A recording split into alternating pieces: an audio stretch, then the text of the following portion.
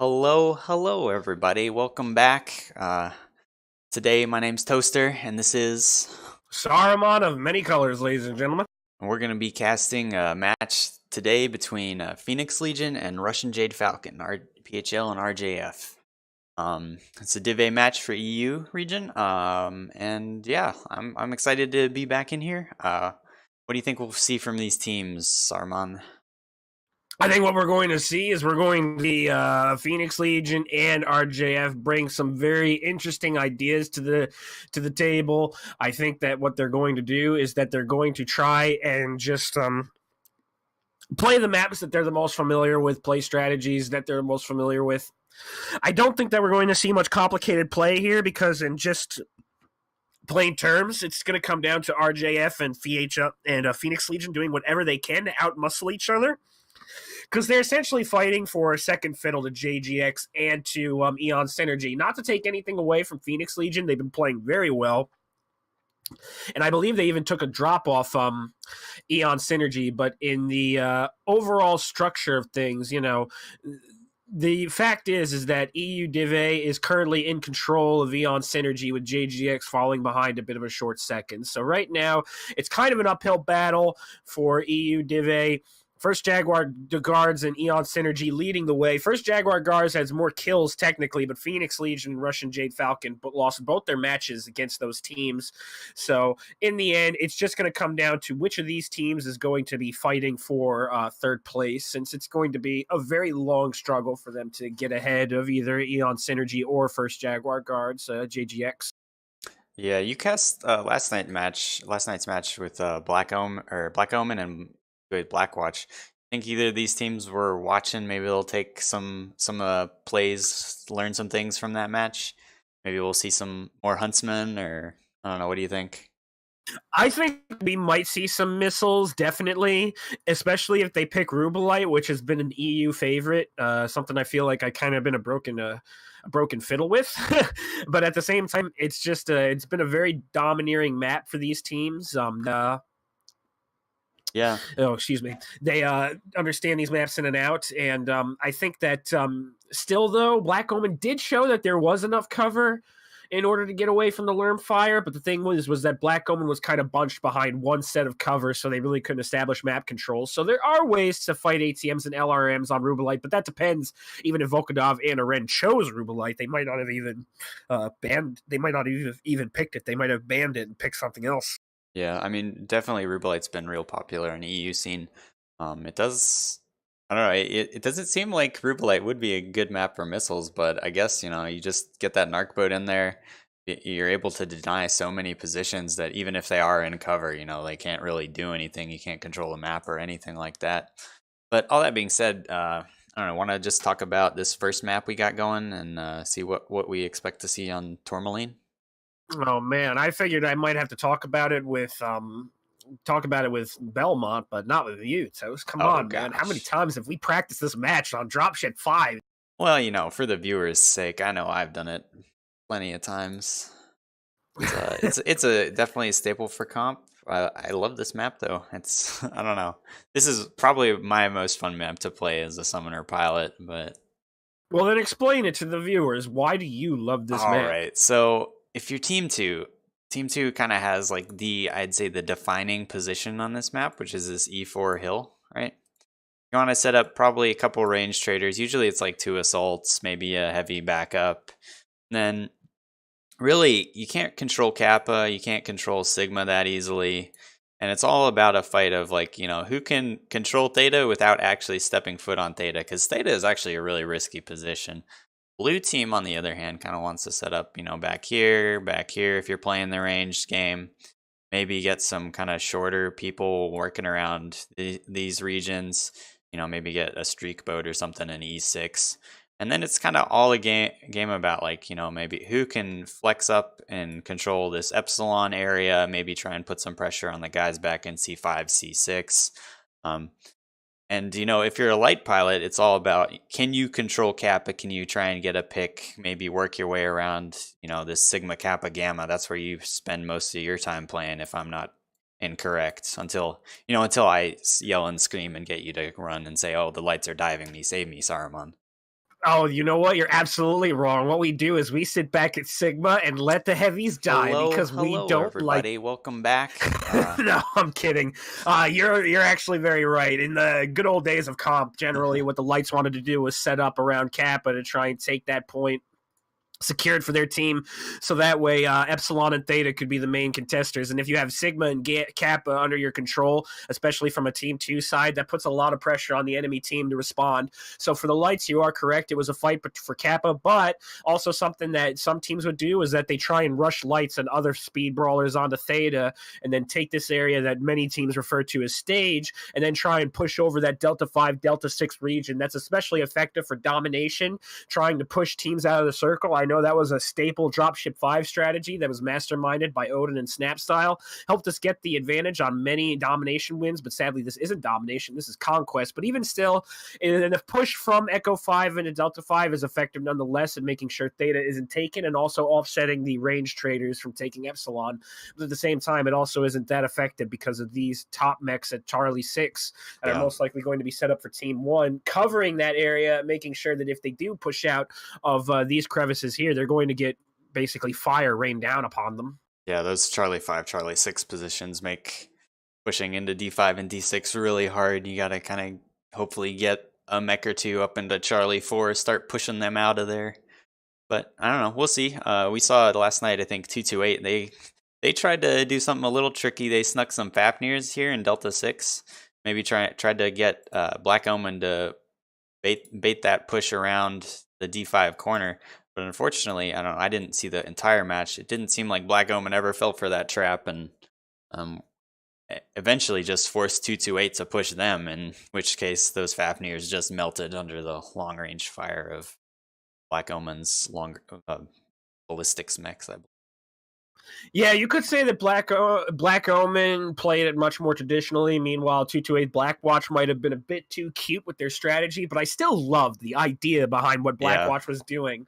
As I said earlier in those streams, Blackwatch was kind of trying to reinvent the wheel a little bit with some of their strategies. Sometimes it works and sometimes it didn't. This was kind of a situation where it didn't. Oh, excuse me.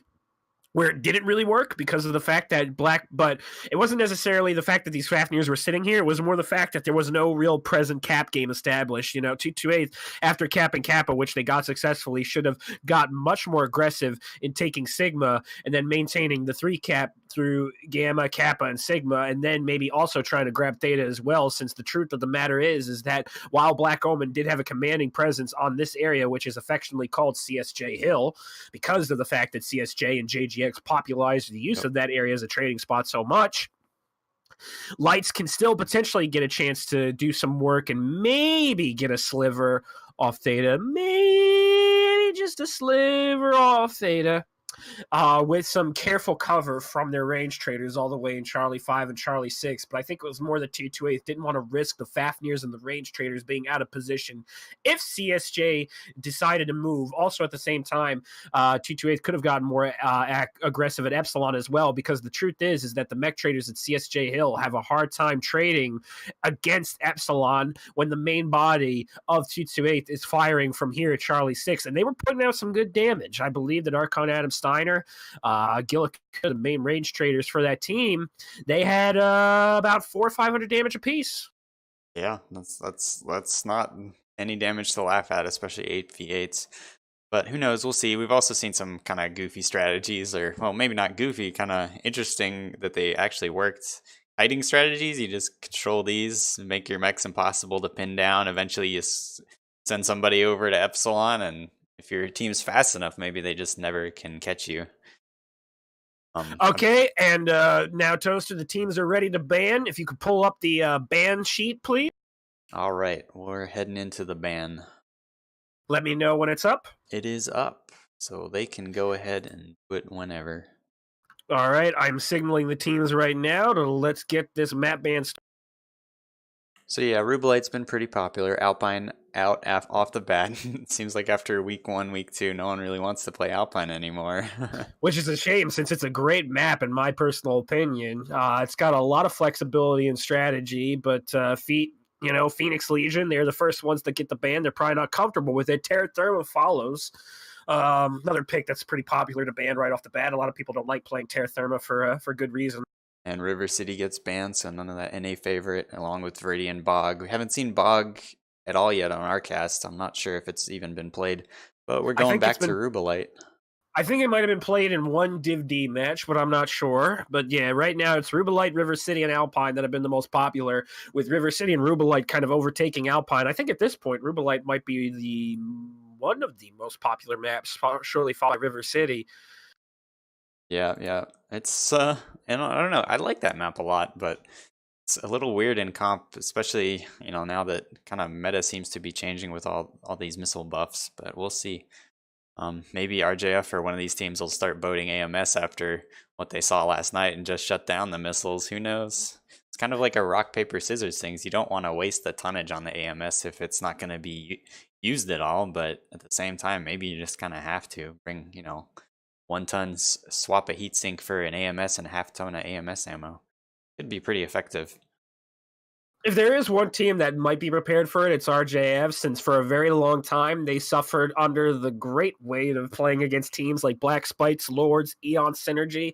So they probably have seen it all and done it all. Phoenix Legion, they're a little bit newer to higher level play, not saying that they are less capable, but just that RJF is a very old story team, and a lot of top level players have actually come from this team. Pelmashek and Slave Labor, they're actually staples in 1v1 tournaments. They normally rank very, very highly. RJF Volkadov is also no slouch himself. And then you have Lizzie and Daenerys Walker, both of them probably two of some of the better players on Eon Synergy. They came from RJF. So RJF has never had a shortage of talent, and they've never had a shortage of experience, but it seems like they just have been unable to get it done. And we've seen Phoenix Legion do work against the very team that Lizzie and Daenerys joined, Eon Synergy, last time we casted. Outside some unfortunate mistakes, such as Mex running off the cap at the right time, Johnny Black getting absolutely vaporized by a concentration of fire in his streak mech trying to shade for the lights, a couple picks here and there. It seems like Phoenix Legion definitely could have cleaned up the series and taken away the win from Eon Synergy.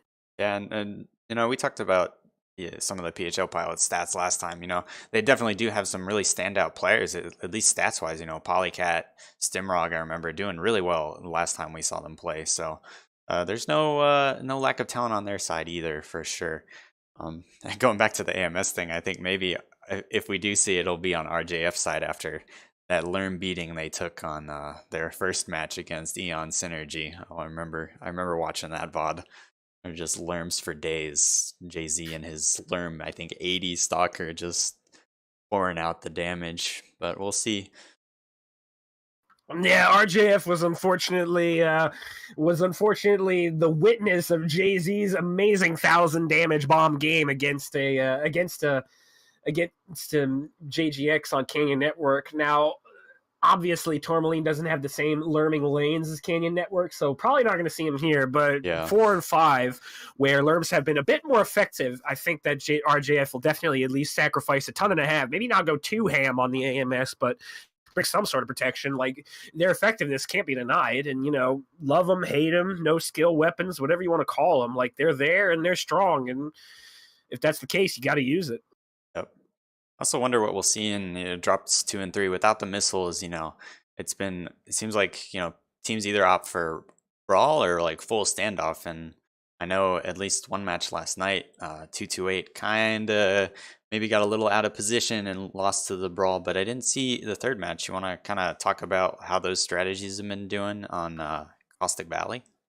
Well, Caustic Valley, it seems like right now the teams alternate between going heavy range and heavy brawl, and they normally set up at the back mountains of Caustic, which is for Team 1 kind of those tripartite mountains that sit over the Caustic Arena. It seems like whichever team gets Team 1 or Team 2, can't exactly remember it right now since I'm trying to prepare for the match, but whoever gets those mountains kind of just sits back and uses their lights to bait in any sort of speed brawl to take range and take fire, or the teams will just sit back with range altogether. Brawl isn't necessarily as strong as it can be on Caustic, and that's namely coming down to weapon nerfs and nerfs to the mechs that can play brawl, but even still, it's been a strategy that teams have employed, and some teams have used it to some effectiveness.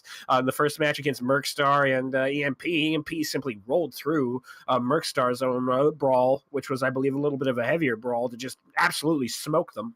And I believe that there were some other teams, White Knight Legion perhaps might have done the same thing. Yeah, I haven't. So brawl isn't necessarily dead, but it's not necessarily strong either.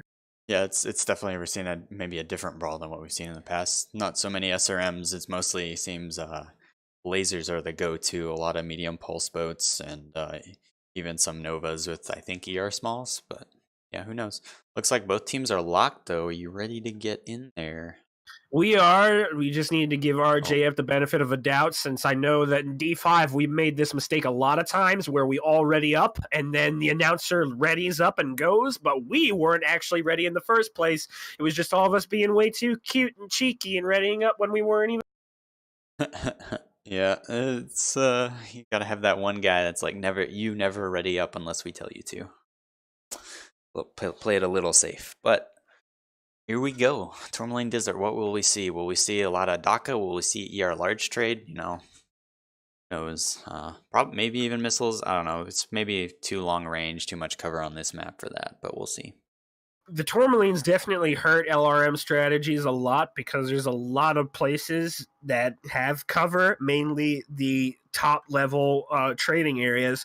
Like, for instance, that Charlie 6 area we outlined, there's some Tourmalines there that you could hide behind to get protection. You could just sit under stage to hide under missiles. You can also just, there's just a lot of places that you can kind of take cover behind. So LRMs might not be that popular, but now the mechs have dropped, so we can stop speculating and start actually finding out. Polycat bringing a Vulcan with 5 medium pulse lasers. Terminator 20 is on RJF, and I guess I'll go with them.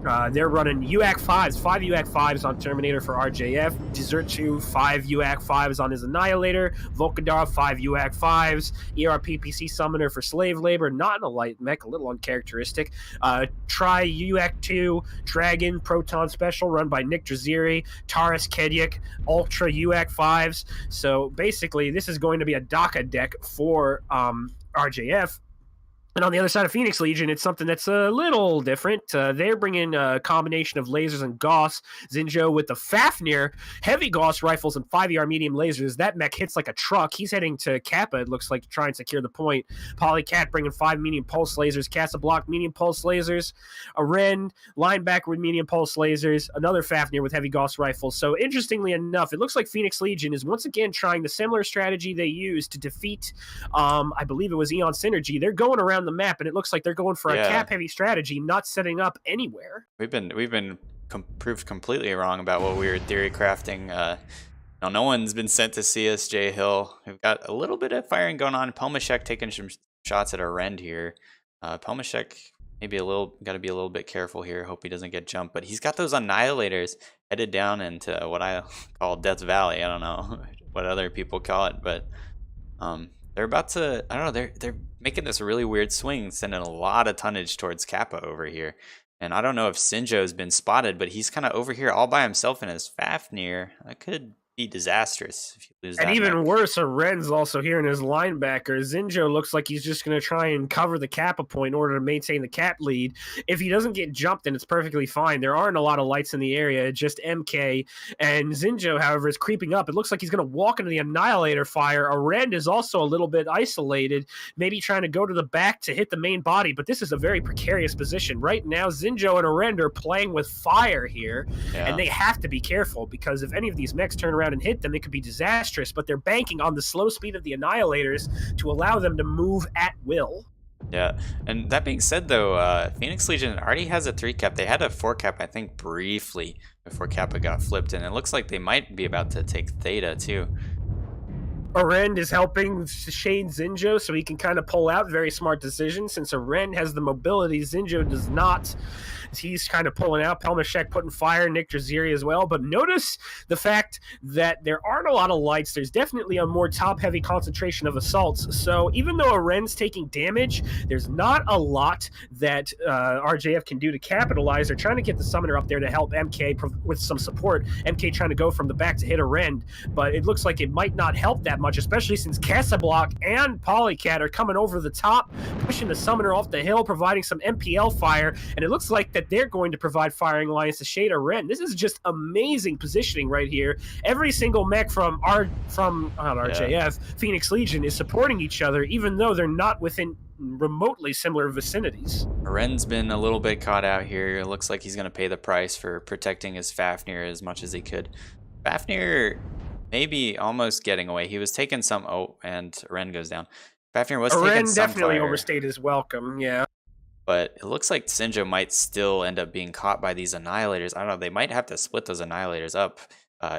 Phoenix Legion back up to a 4 cap, so they're definitely going hard in on this cap strategy, just playing fast heavies that, you know, just are never going to be caught probably unless RJF starts splitting up their mechs. Sinjo's actually, it looks like he's juked these Annihilators. They don't really know where he's gone, and Sinjo's headed back towards Kappa. And you know what? This is exactly what we saw play out with Eon Synergy versus Phoenix Legion the first try.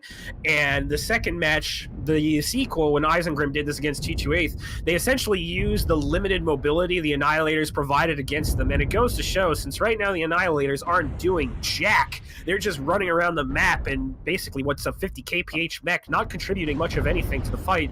And while Phoenix Legion is down a mech, they still have a commanding 4 cap. Now that's going to be turned into a 3 cap with the loss of Theta, but Zinjo's right next to Kappa. And he's gonna get that back even after being chased away by all those Annihilators. Stimrog and this one linebacker, Jabraza, he's trying to slow down the Theta cap a little bit, but you know, they're bailing out, and it doesn't look like RJF really has any means to catch them.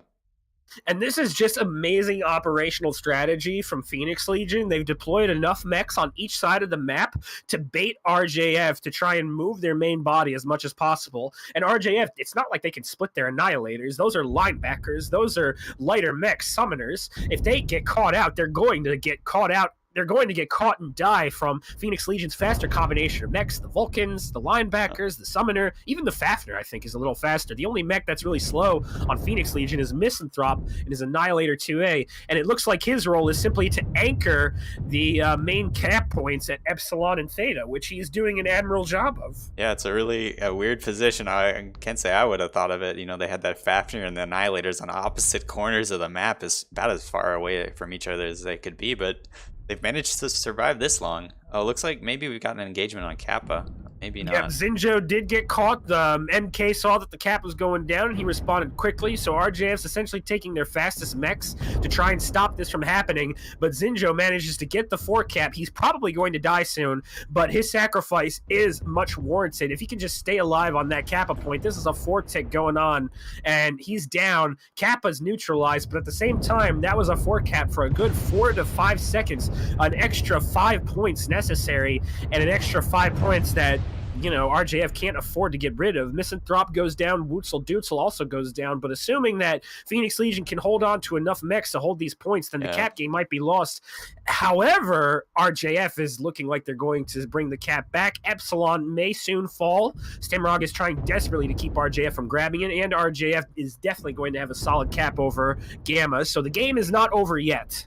Yeah, we got a little bit of a fight over Theta. Polycat and his Vulcan is duking it out with Nick Dreezy and the Dragon, but Shabraz is about to come up. I don't know if Nick Dreezy knows he's here. This could spell death for Nick and his Dragon. And right now, Gamma and Epsilon are actually being capped low, so this will give RJF a lot of time with Gamma and Epsilon being neutralized. Essentially now, their lead went from only having 10 seconds to do something to go from 30 seconds, and it looks like RJF is sending someone to Sigma right now. This game could very well come down to Casablock making something work against MK. Technically, Phoenix Legion can still win this if they hold on to Sigma, but Casablock's going to have to hold out for 20 seconds, and it's going to be the longest 20 seconds of his MechWarrior Online career. If MK is able to cap it, it's going to be game over for Phoenix Legion. Yeah, this is the fight here. This is going to decide the match. Theta's going down. There's too many mechs there now for Phoenix Legion to hold on to it. So can Casablock hang on to this cap long enough? It looks like he can. It's full capped, so I don't think MK, even if he kills him now, is going to be able to swing this back. Yeah. MK maybe should have just dived on the point. At least that's what I think other light pilots would have done in situations this desperate, try and bring down Casablanc. But in the end, even though all the mechs died for Phoenix Legion, they lost the individual battles but won the war, with Phoenix Legion taking a very solid win. They didn't kill any Russian Jade Falcon mechs, but it doesn't matter because in a win, that counts more than any amount of kills that any team can get. Yeah, this isn't a points league like MRBC was. You just get a win, and your team, even though the opponent team got 6 of your mechs killed, doesn't matter. They get 0 points for it. And you can't even say that this is like a game like against Black Omen versus EMP, where Black Omen was killing a lot of EMP mechs and making quality losses. This was all planned and calculated by Phoenix Legion. These mechs were not meant to fight. They were all meant with specific purposes to help facilitate the cap game, and that's exactly what they did. Phoenix Legion's strategy was predicated on losing mechs so long as all the points could be taken, captured, and secured. Yeah, it's a cheeky strategy, but it worked, especially on this high tonnage drop. I think you got to be a little more worried about that if you're playing a slow deck with so many annihilators, but is what it is. Interesting match for sure. Kind of taking one, I guess, out of the Eisengrim handbook. We think we can credit them with first kind of inventing that strategy on this map, and it still works today. So they invented it and they perfected it. It was brilliant maneuvering from Phoenix Legion. Every single shot felt like it had a purpose behind it, and it's probably, and dare I say, that match was like almost CS:GO-esque, where you have AWPers securing lanes in order to try and funnel teams into unfavorable positions. You have guys getting frags on certain other guys just to secure flanks. PHL, they didn't take, every shot had a meaning behind it. Like every shot told a story. And it's just, it was almost artistic. I love these kind of matches. It definitely shows the amount of meticulous, careful planning that Aren and his team kind of put into the match to swing the game in his favor. And the fact that he's completely willing to trade mechs for time and for cap points says a lot about what Phoenix Legion's mindset's at. They don't care about trying to show any sort of EPing in skill for shooting or anything like that. They care about getting the win. Yeah. But that being said, they did use a lot of they used 2 linebackers and 2 Vulcans. Those can be kind of important late mech roles and brawling roles later in the game. So gotta wonder how this is gonna affect their deck compositions later, especially with how popular kind of the laser brawl has been on Caustic Valley. So who knows how this is gonna affect later games. But you get the game win, so that's all that matters to a certain extent, right? Very true. And also, Phoenix Legion hasn't been too crazy with the linebackers. I believe that they also used linebackers on earlier drops as well, so long as they were still able to just get the win. I don't think from their standpoint that really matters as much. I think the Vols might hurt them more since Phoenix Legion is a lot more flexible with those kinds of mechs. Yeah. Want to head over to the map strat and draw up what we saw?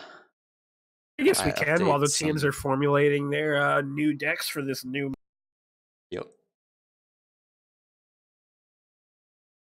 And basically, the opening move was just very simple, Phoenix Legion sent one contingent of their main body this way, sent another contingent of their main body that way, securing Epsilon and Kappa in quick time. Meanwhile, I think, in a sense, Russian Jade Falcon, after seeing Kappa and Epsilon both be capped, kind of had an idea of what was going on, but didn't know how to counter it. I think they might have watched some film on what Eon Synergy and 228 did. 228 made the big mistake of just holding their annihilators at Theta, not actually moving them or using them in any sort of aggressive faction.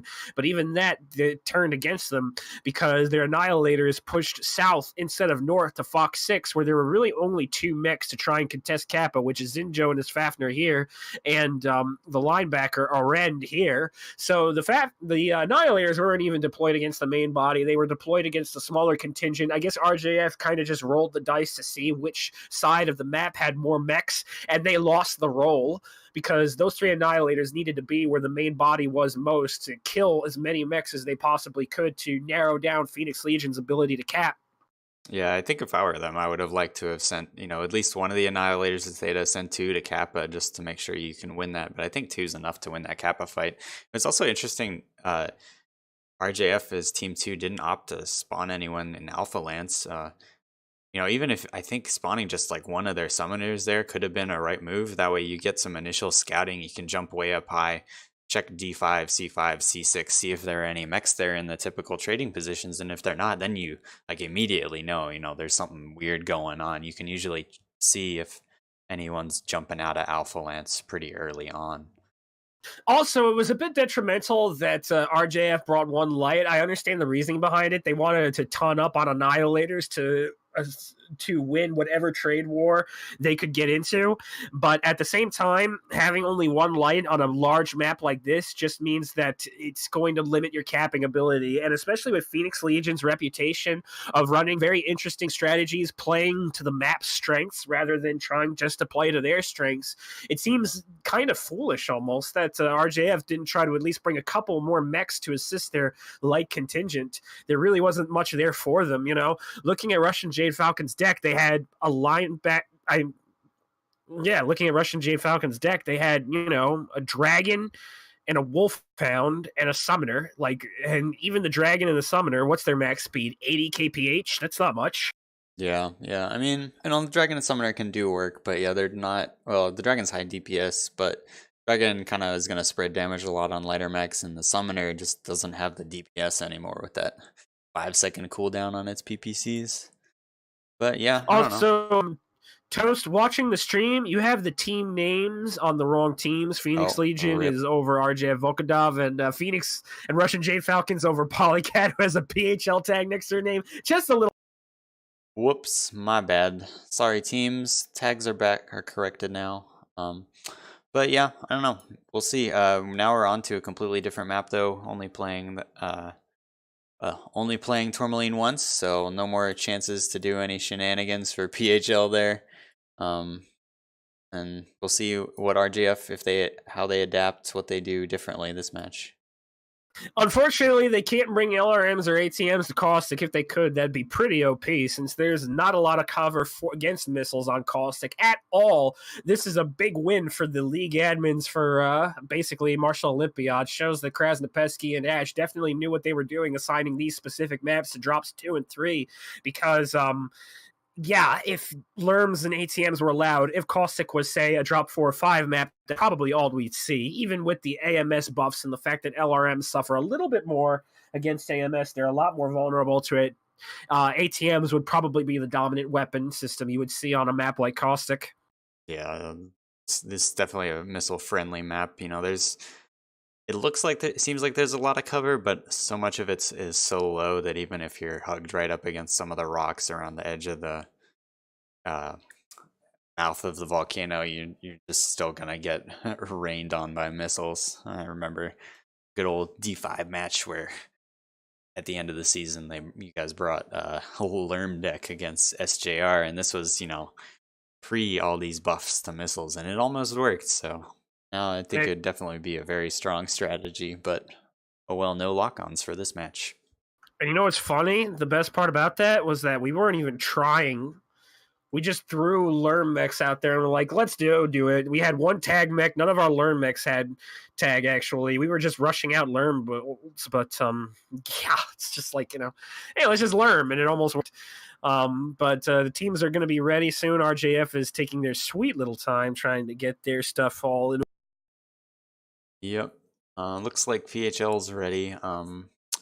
I wonder what we'll see. They play that weird strategy. It's kind of hard to do weird strategies like that on domination, though. You always got to have at least one person probably in the circle, or at least someone in position to shoot enemy mechs in the circle. We'll see. We saw an interesting match. MS almost taking a game over EMP. MS playing, kind of your standard range strat, and he's sitting a Warhammer, some Night Gears, I think, over on the hills, like you said. I think that what we'll see RJF do is I would expect RJF to play a bit more range, and I would expect Phoenix Legion to play a bit more brawler. Maybe try and mix it up. I mean, to 228's credit and drop 2, they did try being stealth armor Thanatoses with that had color schemes that match the map to maximize the advantage of stealth armor. So who knows? Maybe PHL even experiment with that a little bit. Like there's, Caustic, the strategies are a little bit limited, but the fact that there are missiles definitely opens up the field for teams to want to experiment more, since the dominant strategy, which is missiles and missiles, isn't available. So you kind of shift over to range, which is pretty strong, but also has its flaws and weaknesses as well, especially against a team that's very coordinated and decisive in their brawling movements. Yep. Oh, yeah, it'll be interesting. It is kind of cheeky. And when it released, I wouldn't have thought stealth armor would ever be viable, but they buffed it some now, and it actually seems like it could work.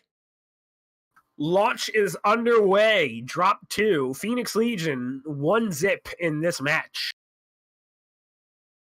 For those who might have just gotten here, Phoenix Legion took the win through an excellent use of the map, capping out RJF. And despite the fact that they technically didn't kill a mech, it really didn't matter, since Phoenix Legion got the all-important W, skillfully maneuvering around the map to maintain a 4-3 cap at all times. Very good use, very skilled strategy, very high-level play from them. I can't wait to see what they're going to do now. Yeah, we'll see. I'm interested to see what mechs they're going to bring. It's been I'd say a weekend of surprises for me. A lot of it seems like the meta has changed quite a bit with this latest patch, but who knows.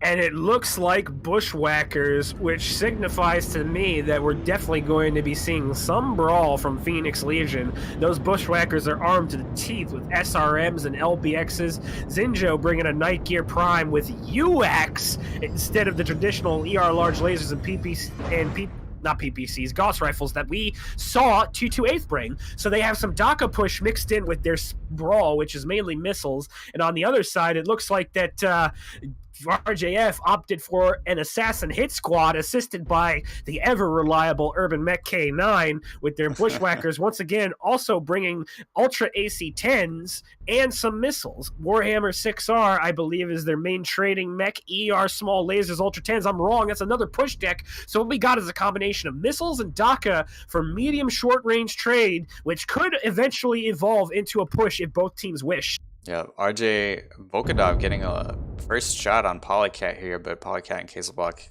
managed to make it out. Polycat loses almost 10% though, and on Piranha, that's a lot of health.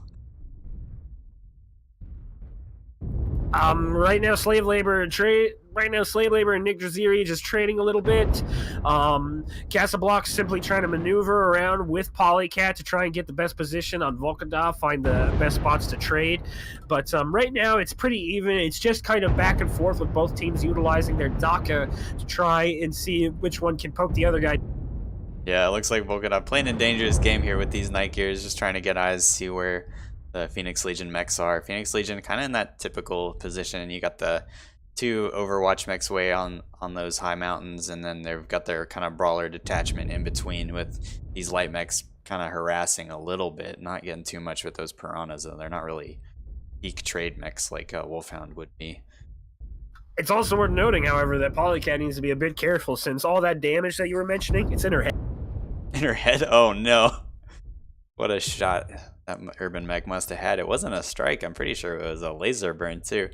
Stimrog kind of over by himself, moving back with the rest of his Piranha friends. He's a Piranha 3, which I believe is lasers as opposed to Piranha 1s, which must be machine guns.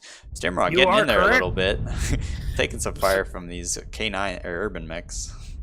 Yep, Stimrog right now is just trying to find the lanes he can in order to get in with his micro lasers and the small pulse lasers. Meanwhile, Pelmashek, Desertu, Terminator, and their DACA Lance maneuvering around, trying to support the Assassin Hit Squad, which is trying to get as much mobility as possible to try and see if they can surprise Phoenix Legion. Phoenix Legion, however, is just as mobile, especially with their SRM hit squad and the Bushwhackers. Stemrog taking a little bit of damage from Slave Labor, but he dishes it out in turn. 88 from Slave Labor, 94 to Stemrog. Both of them are excellent 1v1 duelists, probably some of the best in the game, so they're both extremely confident in their abilities to poke and get out.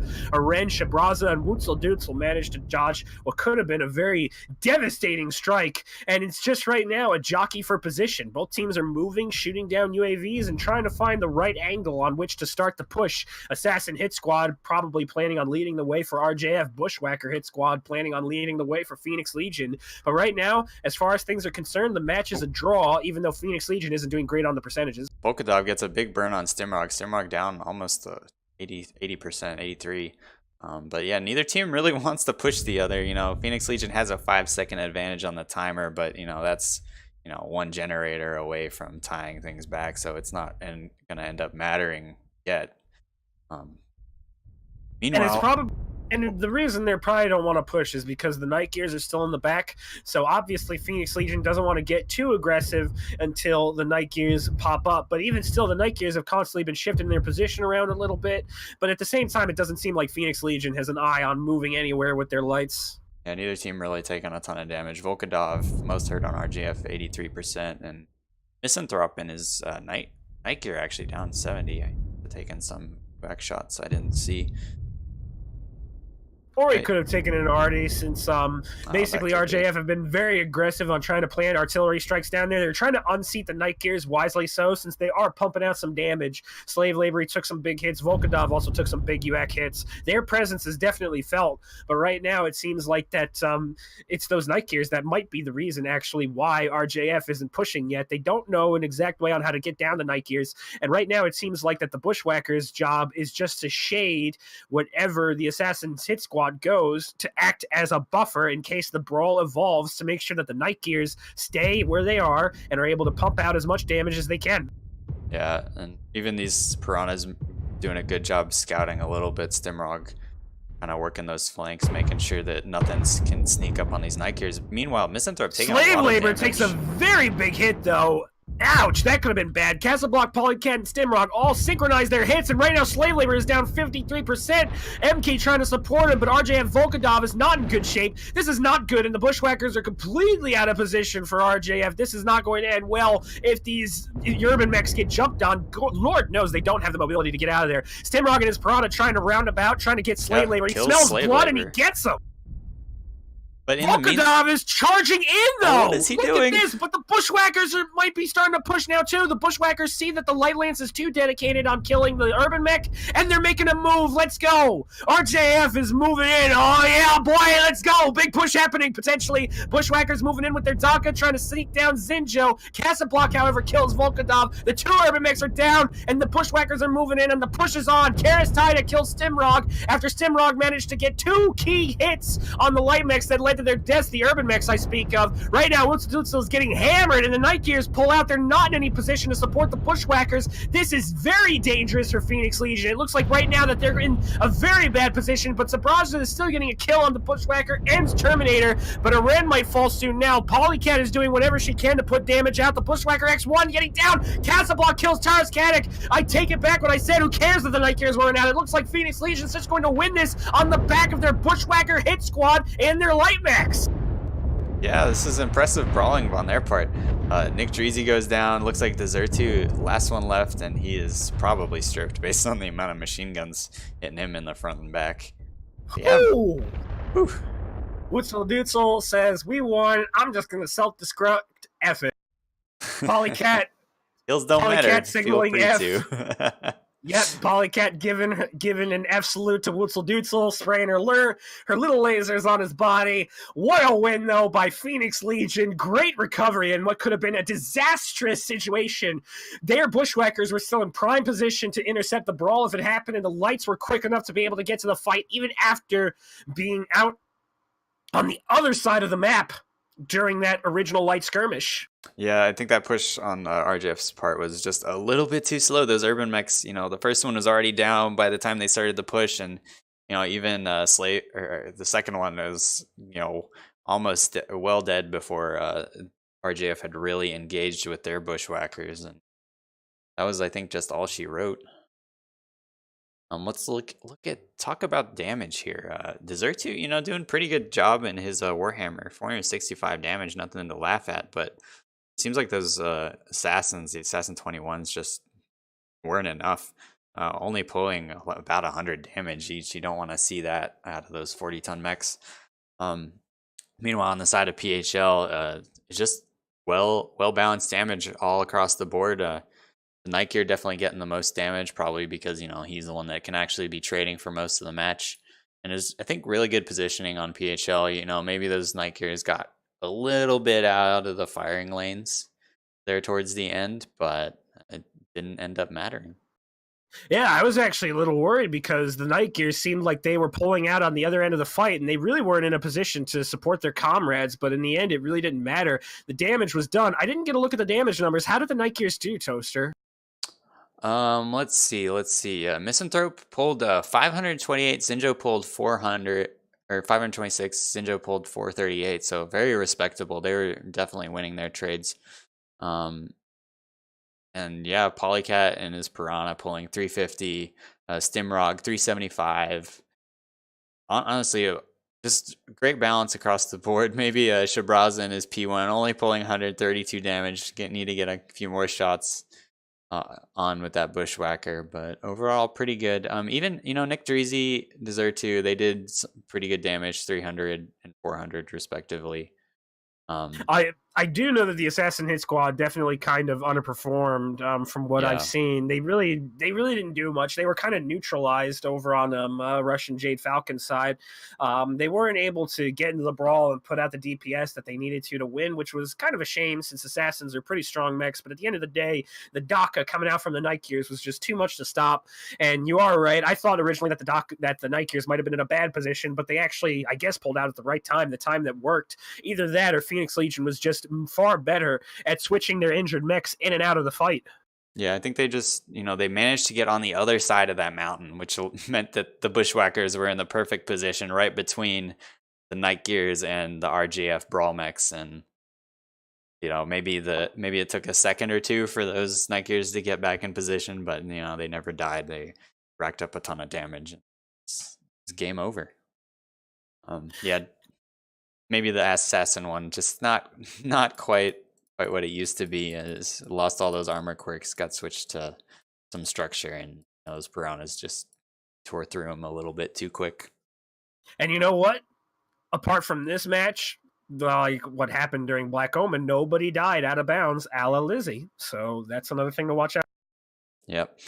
And want to head over to the map strap, do a little bit of drawing, talk about what we saw.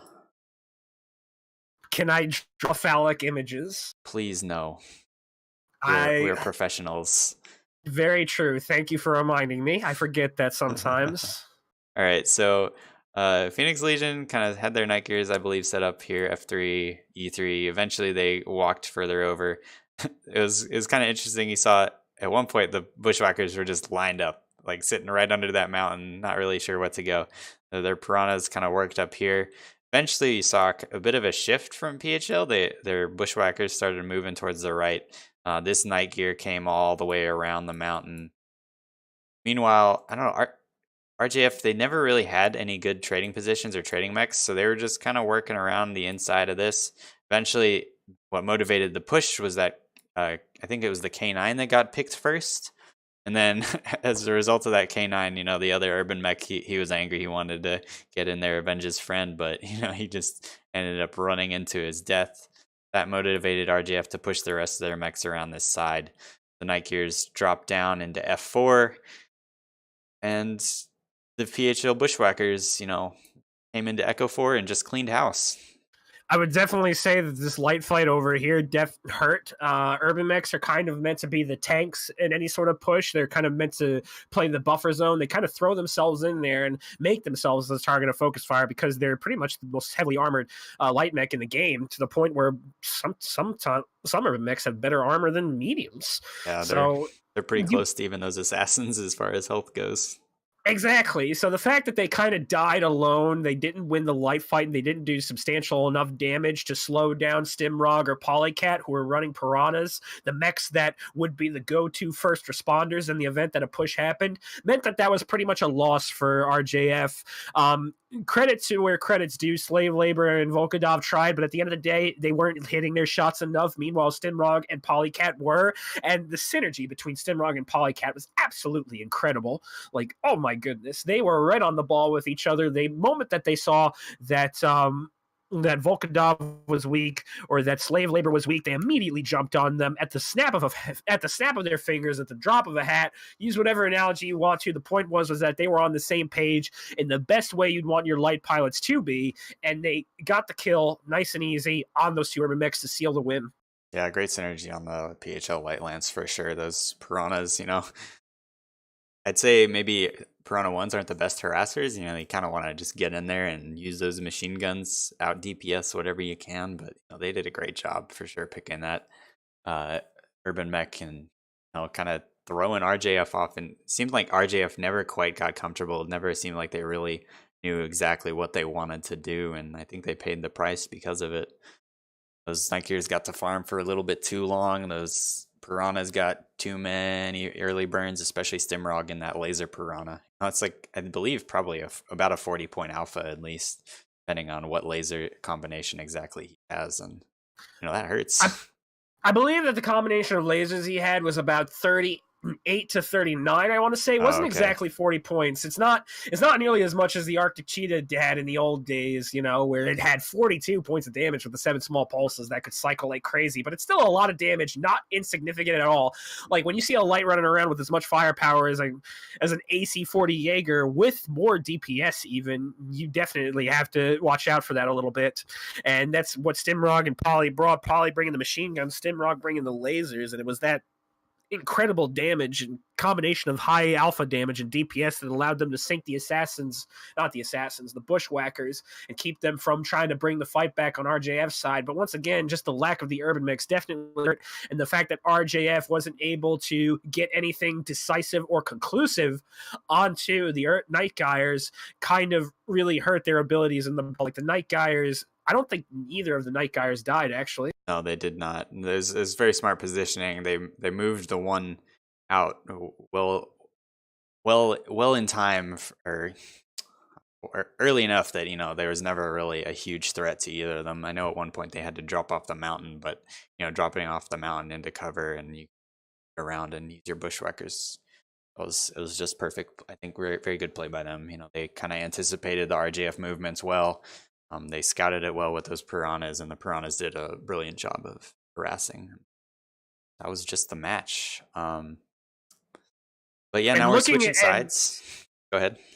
Oh, I was just saying, now that the damage screen is up for me on my side for the stream, looking at it now, you are right. The Night Gyres did do work, 500 and 480. Like, even though they pulled out, they made their presence known throughout the entire match. Yeah. And you'd think that, maybe they'd have a little bit more trouble given that RJF had those UAC 10s on theirs, but I guess even the UAC 10s weren't enough to out trade those UAC 2 Night Gears. Makes you also wonder if that was a battle lost in the mech lab, because Phoenix Legion kind of dedicated their bushwhackers more to pure brawling, whereas RJF were kind of playing them as hybrid mid-close range DACA push. All right, looks like PHL is ready, RJF is ready, but yeah, as you said, we'll let them confirm. Oh, well, never mind. We're just going. No, they confirmed already. Okay. I apologize. All right, their team won. They confirmed first. I am silly. But yeah, we'll see. Will RJF opt for some more trade mechs? And they have the good trade side, I would say, from what it seems. People have been loving putting mechs on those 2 mountains, have on their other lighter elements kind of work up in between. It almost worked for MS against EMP, and we just saw it work PHL versus RJF, and now we'll see what RJF themselves opt to do with that side of the map. Well, RJF will have the advantage in range because those hills on that side are very, very strong to play in order to get shots even inside to the caustic ring. But but now that the builds are here, we can actually see inside the mech to know what RJF's going to do. And right now they have a medium pulse laser Vulcan on Pelmashek. That's over at Phoenix Legion. Give me a second. Okay, so Pelmashek running the medium pulse laser Vulcan, SRM-4 Assassin on white EOS, RJF Volkadov medium pulse laser Vulcan. So it looks like that they have the hit squad once again. ER small lasers UAC-10s on Nick Draziri with his Warhammer again. Terminator running a similar thing. So it seems like that RJF's kind of sticking to their guns, but this time they're mixing Vulcans in instead of the Bushwhackers, which I believe is a very interesting choice. They also have Slave Labor and his Wolfhound with Guardian ECM. Wolfhound Grinner, this is their hero mech, which is a bit of an engagement here. This Polycat getting very aggressive in his mislinks. Pelmashek doing a little bit of damage with his Vulcan. Polycat eating way too much damage early on, though. That's not something you want your light mech to do. She needs to get out of there immediately. Stingray also taking some damage. Basically, Phoenix Legion feeling that there was blood in the water and hit the gas, but they almost rammed basically into a lampshade. That could have ended very badly if Polygrad stayed more aggressive. And I didn't even get a chance to see the builds, but based on the weapons loadout, it looks like it's pretty similar. Stimrog and Misanthrope running Thanatoses. Do they have stealth armor? No, they don't. Instead, they have heavy Gauss rifles. That would have been fun to see. But Thanatoses with heavy Gauss rifles, Mislinks, and then a combination of lasers. So Phoenix Legion still has the combination of range set up with some brawl to cover, while RJF once again kind of hybridized their deck for medium close range fighting with those Warhammers with the UAC-10s. I'm not sure how successful they will be, but we will see. But Terrace is getting beat up in his Arctic Wolf, taking a lot of damage. And interestingly enough, it's an Arctic Wolf without SRMs. Normally you see them with SRMs, but I guess he opted not to. Right now, Casablanca and Stingray and Shabraza are getting really angsty on this left flank here. They are once again smelling blood in the water. Going in. Yes, definitely. And there's definitely a lot of distance, though. Nick Draziri is getting some shots on. This Light Lance is a bit too bunched up. They're trying to bring down Nick Draziri, putting down all the fire they can. Zinjo also going in there as well with his Warhammer, but they still haven't really killed Draziri. It looks like he just is turning very well. Finally dead, though. Zinjo gets the kill on Pelmashek. Right now it's up 2-0, and even though Phoenix Legion is very injured, they're still up on kills. Taras Tydick is also taking some damage, but Volkadov looks like he's going to be the focus target right now. Volkadov trying to get out of there, but Casablanca and Arend are kind of isolated. Stimrog is just out in the middle of nowhere, isn't even firing, probably doesn't have ammo or guns either or, so actually it's a 2-2 decision with the match being fairly even. The brawl's still going on. Slave Labor's taking some hits, but Arend and Casablanca are trying to pull out. They really can't do much. Volkadov sinks down Casablanca, and Karasayak destroys Misanthrope. With Simrog having no weapons, this is actually a 2-mech advantage for Russian Jade. This is still an even fight for Russian Jade Falcon and Phoenix Legion. They can still pull it out. Oh, Ren goes down, Sidra goes down.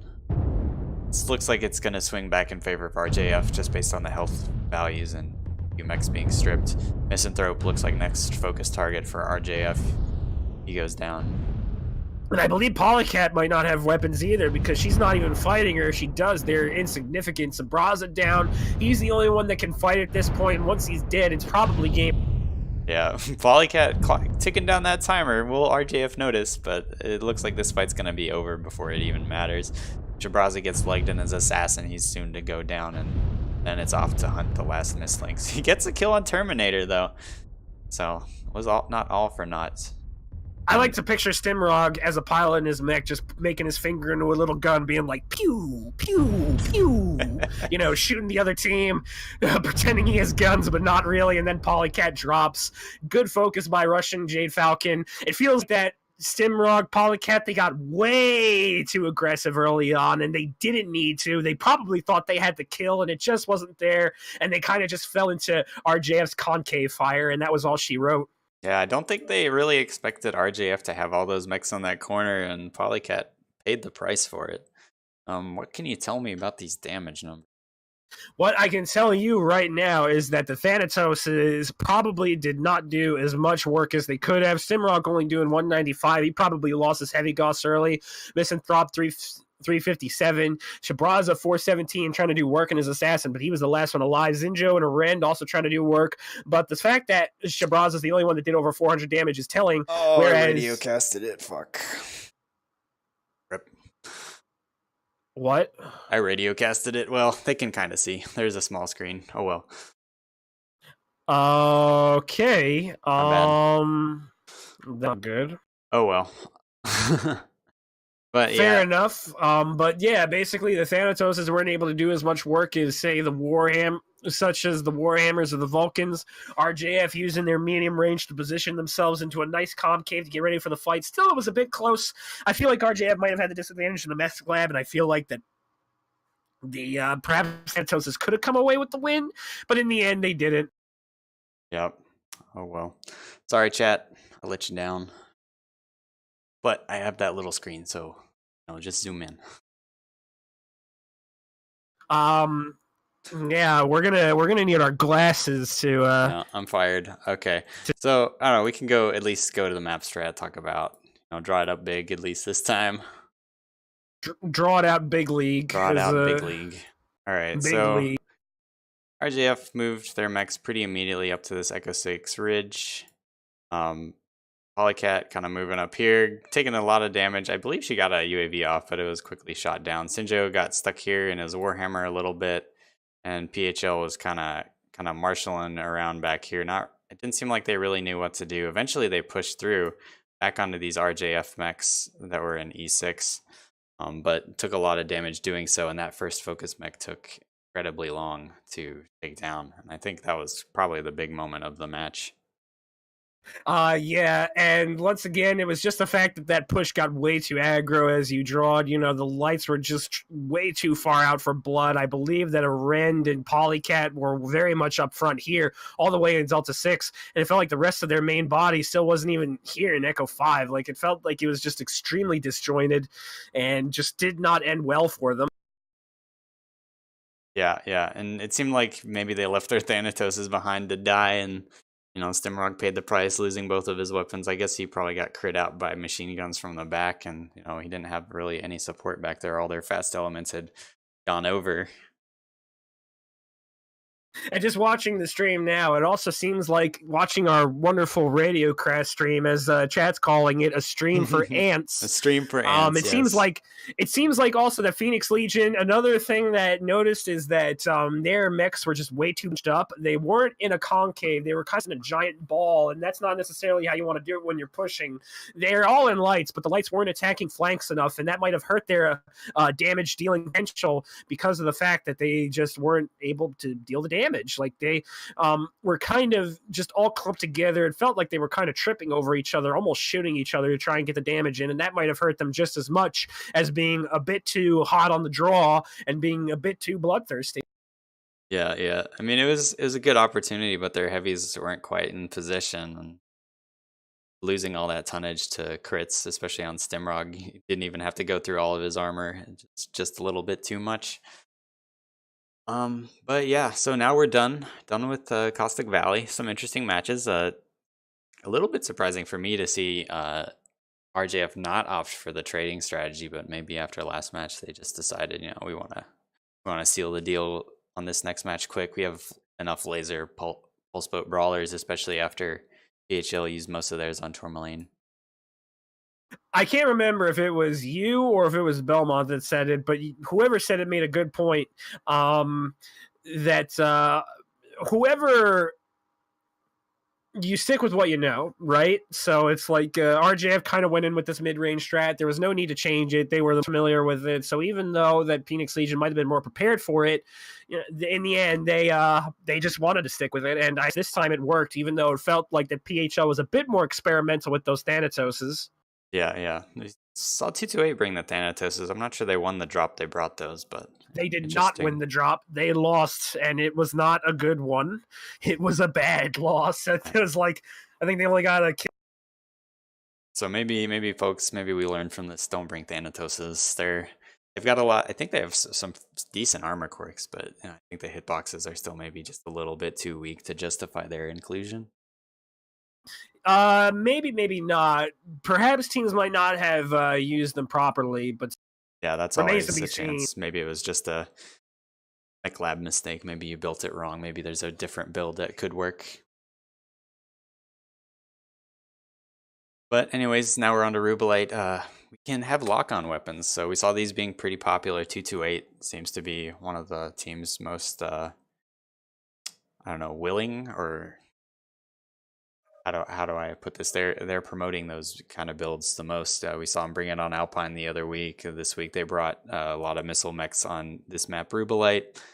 So we'll see if either of these teams kind of opts for that similar strategy. It even with all the hard cover, like you said, they were just able to kind of outmaneuver the other team, and by forcing them into those hard cover points to avoid missiles, they managed to just take complete map control.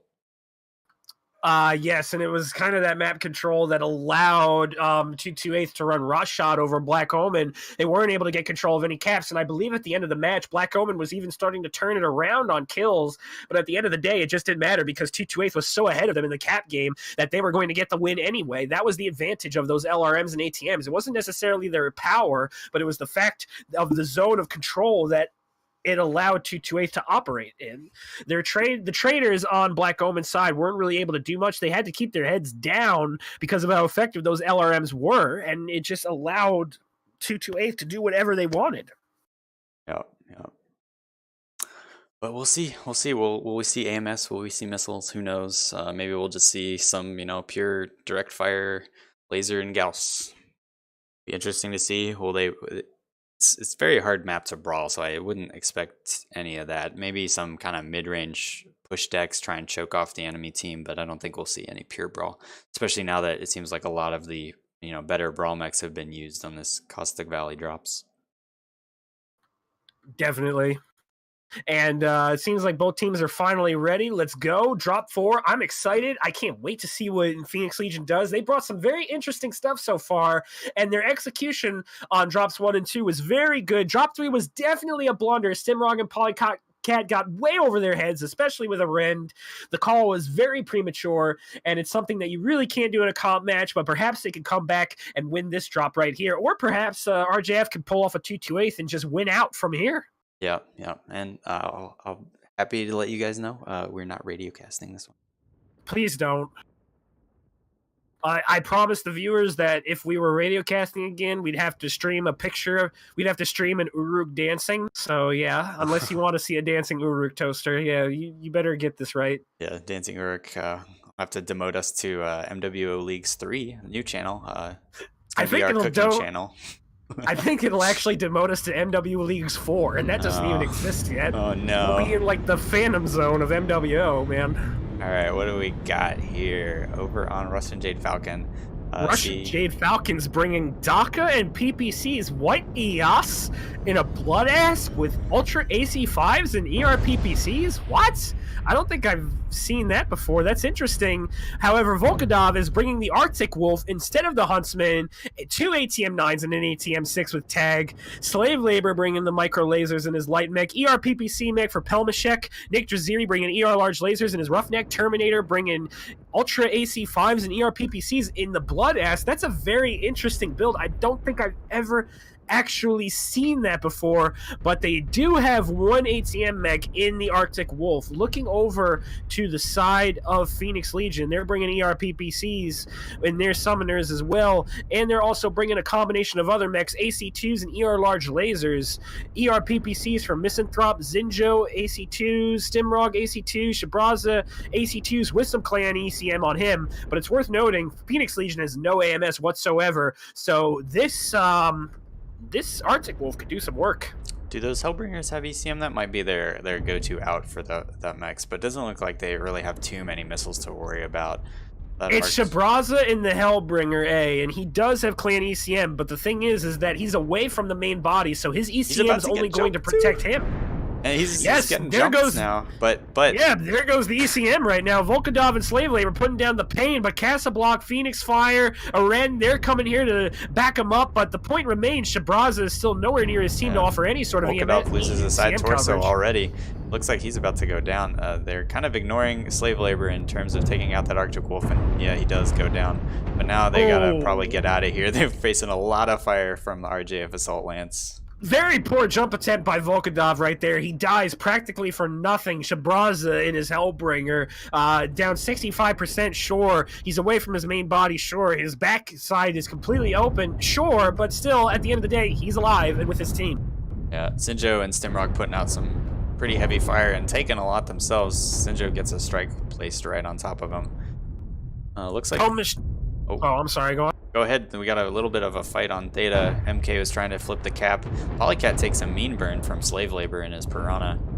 Well, that's the beauty of it. Slave Labor hasn't been noticed until now. Phoenix Fire and Polycat are turning around, and this is disastrous for Slave Labor. He's nowhere near his team. The Piranha's quick, so it might be able to outrun these mechs, but Mythanthrope is also coming from the back, providing some PPC coverage. Just right now, MK has finally come to pull up the support.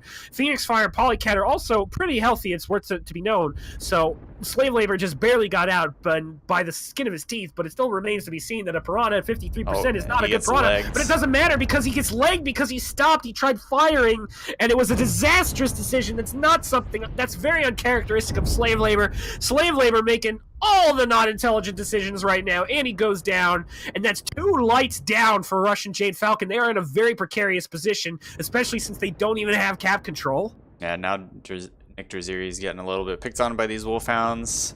MK, you gotta be a little bit careful here. There's still 3 Wolfhounds over here. You're way outgunned and outnumbered. And I was wrong, actually. MK is in the Piranha, too. I thought that was all their lights. They still have the Piranha lit, but even still, that Piranha is going to be basically fish food for the real sharks of the Light Lance battle. Casablanca, Phoenix Fire, and Polycat. They're circling around. Nick Draziri trying to support MK. MK's chasing their tail. Very brave man. Look at the gall on him trying to pursue 3 light mechs. I can easily just turn around and shoot him, but he's got some support from Pelmashek and Taurus. Whitey is also joining them in, and now the game is flipped. Polycat is trying to get out of there. Arend as well. They need to be very careful, otherwise this could be the same kind of flip we saw when Phoenix Fire got devastated by Eon Synergy and drop 5. They have to be very careful. They have to pull out. MK, Whitey are still pressing the advantage, but the lights are carefully learning their lesson from drop 3 and learning their lesson from the Eon Synergy fight. They're slowly but surely doing a quick pull out, meanwhile putting on some fire as well. MK down 72%. He's been eating laser fire for the entirety of this chase, and Phoenix Legion, I apologize, still has the advantage of 2 mechs, and Russian Jade Falcon is just beat to hell. Aren's gotta be careful. Terminator, I don't think either of them noticed they were there. Aren jumped right behind Terminator, and Terminator eventually got word from his teammates, oh, there's a Vulcan right behind you, you should kill it, and he did. But that being said, RJF, all their mechs are now in this low ground. They've dropped all their high positions, and looks like Phoenix Legion is taking advantage of that. They're kind of moving up, moving their assaults out of his... Oh, and Sinjo good. Terminator brought down Sinjo. It looks like they're trying to bring this game back. Percentages do not favor RJF at all, but the kill count is the same. Shabraza, however, gets knocked down in his Hellbringer, smacked by RJF, and this is just not looking good for Phoenix Legion. They're starting to lose their advantage a little bit. Phoenix Fire and his Wolfhound 2 trying to finish off Nick Draziri, but he's taking some serious large laser fire from the Battlemaster Taurus. But Nick Draziri goes down from Stimrog. Excellent shots. Those are very hard shots for Stimrog to make. Whitey in the ditch right now, working with trying to help Terrace get Casablanca off him. But Casablanca is like that tick that just won't leave you alone. Kills Taurus, and Whitey maybe soon to follow since Misanthrope is coming up to support him. Casablanca wisely pulling out with support coming from Misanthrope to support his retreat, but Casablanca got legged before he could complete the retreat. That's not good. But the Annihilator has arrived, and Stimrog is putting some serious hurt on Whitey. Looks like Casablanca is okay for the moment. He'll be able to kind of just work this column and peek in and out. Secures the kill on White EOS. The Terminator Fire and his Wolfhound 2 is also looking up top, just getting some quick shots in on Terminator and on Pelmashek, working the back end like a good light pilot should, doing everything he can, and it is a lot. Terminator is trying to torso twist like crazy to try and fend off the light shooting his back. Wisely puts his back up against the wall, but then gives it to Stimrog, who's pouring the shots in, and now Terminator once again has to twist back, and it's just a seesaw movement between Phoenix Fire forcing Terminator to turn one way, and Misanthrope and Stimrod, forcing them to turn the other, and the game goes to Phoenix Legion. Not great decisions made from Russian Jade Falcon. They threw away 2 lights early, allowing Phoenix Legion to have the mobility and the map control advantage, and Phoenix Legion wisely playing very intelligently. They don't overstay their welcome, with Stimrod leading the way, MVP, over 1,000 damage in his Annihilator. That is amazing. The mark of a true consummate high-level player. Over 1,000 damage. Clear MVP for this match. Phoenix Legion beats RJF. That was really impressive. Those Wolfhound Lance, they did work. I think they won that a little bit early, like, taking out the Piranha, taking out the Arctic Wolf. Maybe need to put up another UAV so you don't get jumped like that. It looks so good, right? You had that easy early jump on what was it? I believe it was Summoner, right? Elmashek getting jumped early. I don't remember. Well, originally what happened they were was jumping that a it was the PHL mech. Hellbringer. Yeah, they were jumping Sabraza. They were jumping Sabraza to try and kill him. Volkodov and I believe it was Slave Labor. Slave Labor couldn't get out quick enough, and Volkodov, interestingly enough, I don't know why he was the one that was doing the jumping, especially since he was the one that was in the ATM mech. Like, I don't understand it. Yeah, they got... And once those Wolfhounds got on top of him, he just couldn't really do anything. That minimum range really hurts if the other mechs can make it into it. But, well, you live and you learn. I think the turning point, though, was when, RJF had to drop all their mechs off the top of those high trading positions. Stimrog and the other PHL Annihilator, I don't remember who it was, or the map strat, they were doing a great job surviving and trading from E7. It looked like they should have lost that based on just the number of mechs they were trading against, as basically just the 2 of them. But eventually RJF, they kind of sacrificed all their high ground positions, got stuck down here in F5. And, I know from quick play, that is not a place you really ever want to be.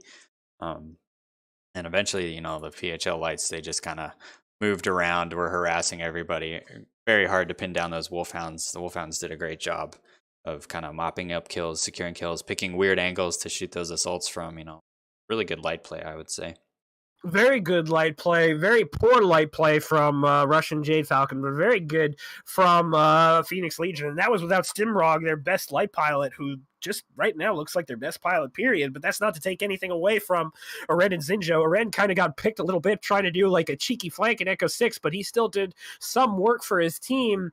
And also it's worth noting that Polycat and Phoenix Fire, like, they were just kind of seesawing, attacking completely different angles, and that's what you need to do in your light mix. You can't have your light mix bunched up. You have to attack different angles. You have to force the heavies to look different ways to kind of separate their fire to basically... Yeah, you have to make it advantage. So they don't want to watch a corner because, they think they're going to get shot in the back, but they turn around, they know they're going to get shot in the back, right? At the end, that Bloodhouse is kind of case in point of how you take on a heavier mech is, kind of lighter, faster mechs, especially if you outnumber them. Definitely, and they press their numbers advantage greatly without the Piranha piloted by Slave Labor, who admittedly is probably one of RJF's better light pilots. It was just it was a cluster for RJF to kind of come back from that match. Without the light mix to shade the other lights to get those light fights to secure the points, you're asking for the match to just be made so much harder for your team.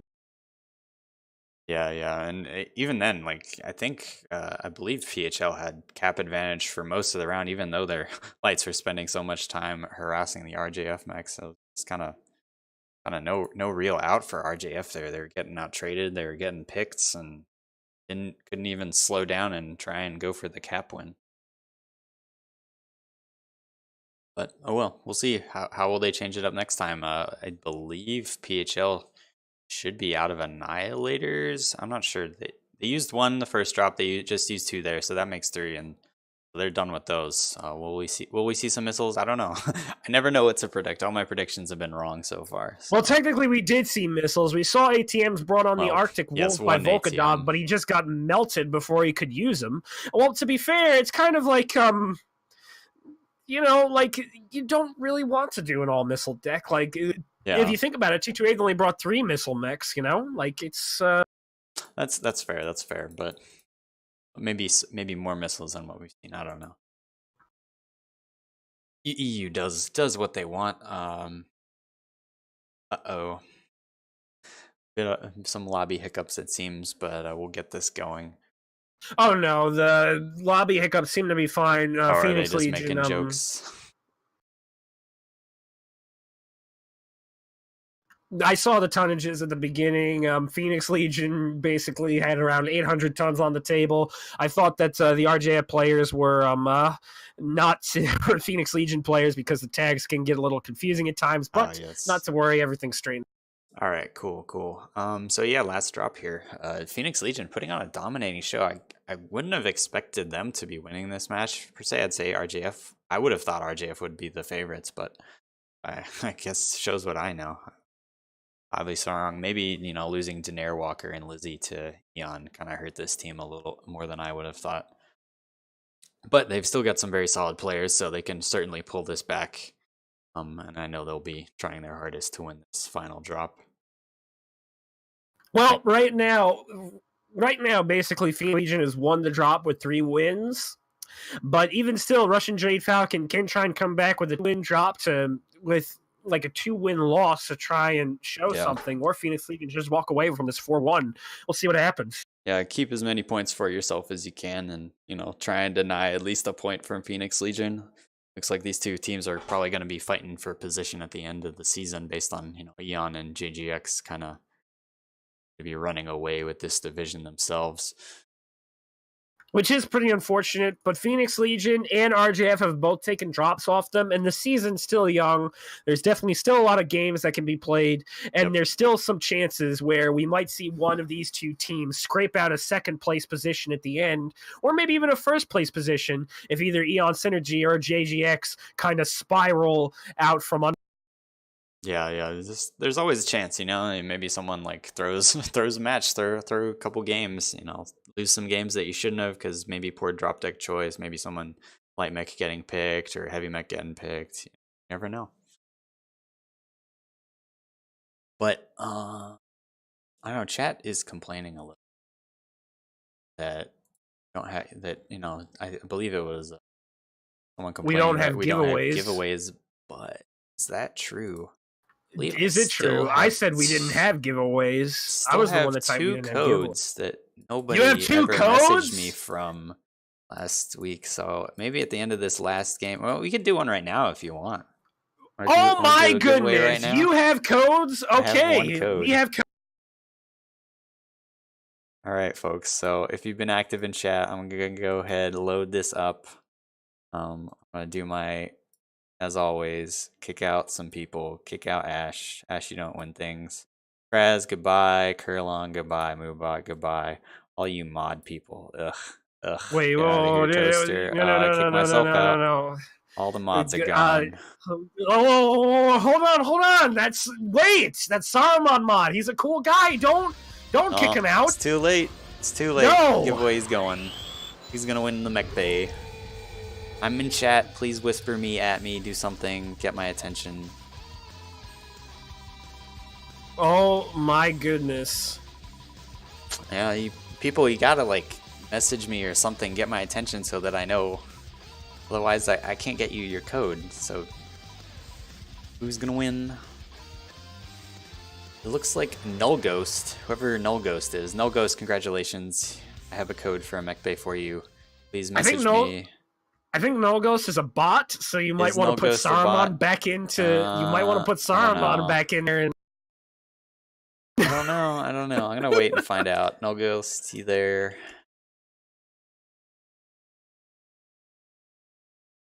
We will wait and find. All right. Well. But all right. So man, these teams taking forever. What is going on? To be fair, we're right on schedule. The match has only been about an hour and 15 minutes. We're actually speeding through these. EU professionalism all the way. No, none of those NA slackers up there. Oh, we didn't make our drop decks yet. Here, just wait for us real quick. Gotta go break out the spreadsheet. But yeah, so now we got positions swapped now. I would have said that RJF had the better trading positions because they have that much wider shelf to put their trade mechs on. But Stimrog and the other Annihilator pilot, I'm sorry, I forgot your name. You can yell at me later. They were doing such a good job from that little itty bitty cramped place on that high point. Maybe maybe that was the better trading position. I don't know what RJF's gonna do now. Maybe they'll. It seems like both teams are mostly out of brawl mechs. A lot of the Vulcans and linebackers and bushwhackers have all been used. This is a hard map to brawl on. To be fair, they do still have Huntsmans and Kintaros, which have shown that they could be decent SRM brawlers. And guess what else they can fit in their mech? What else? I don't know. Supernovas? Do I have to slurm blood? Hey, yeah, we could still see LRMs. We don't know. The LRM mix are still in play somewhat, especially those. What do you think we'll see? I don't know. What do I think we'll see? I think that we'll still see a lot of trade. I think Phoenix Legion might think about taking a missile boat or two this time, but RJF, having been learned to death the first time, might bring some AMS, and that also might Phoenix Legion to pause for a little bit in deciding to bring missiles, mainly because of the fact that if AMS is on the field, then LRMs, even though ATMs are still kind of successful, LRMs are still a little weak against AMS. There's just not enough armor anymore in missiles, in LRM missiles. And I think it's one AMS that's able to shoot down 17 out of, I want to say 40 LRM missiles, which is kind of an insane, almost half the DPS cut off by one and a half worth of weapon systems. Yeah, it definitely hurts if you fight too much of it, and especially with those range, before AMS, you kind of had to stack mechs a little closer to each other than you wanted to for it to be effective. But now with the extra range, even spread out in proper trading position, you still get a little bit of overlap of the the bubble of protection. So and it's pretty tonnage efficient, I would say, especially if your whole team's running it. You can probably just run a half ton of AMS ammo. Be pretty solid across your team. You'll neutralize so much damage early on, even if you run out of ammo, that you're probably had enough on damage that it's not gonna matter. Definitely. And you know what? Like, those AMS bubbles, I think you were touching on this, they can definitely take a team out of position, because if they're just grouped together too much, that's dampening their firepower almost. Yeah, you don't.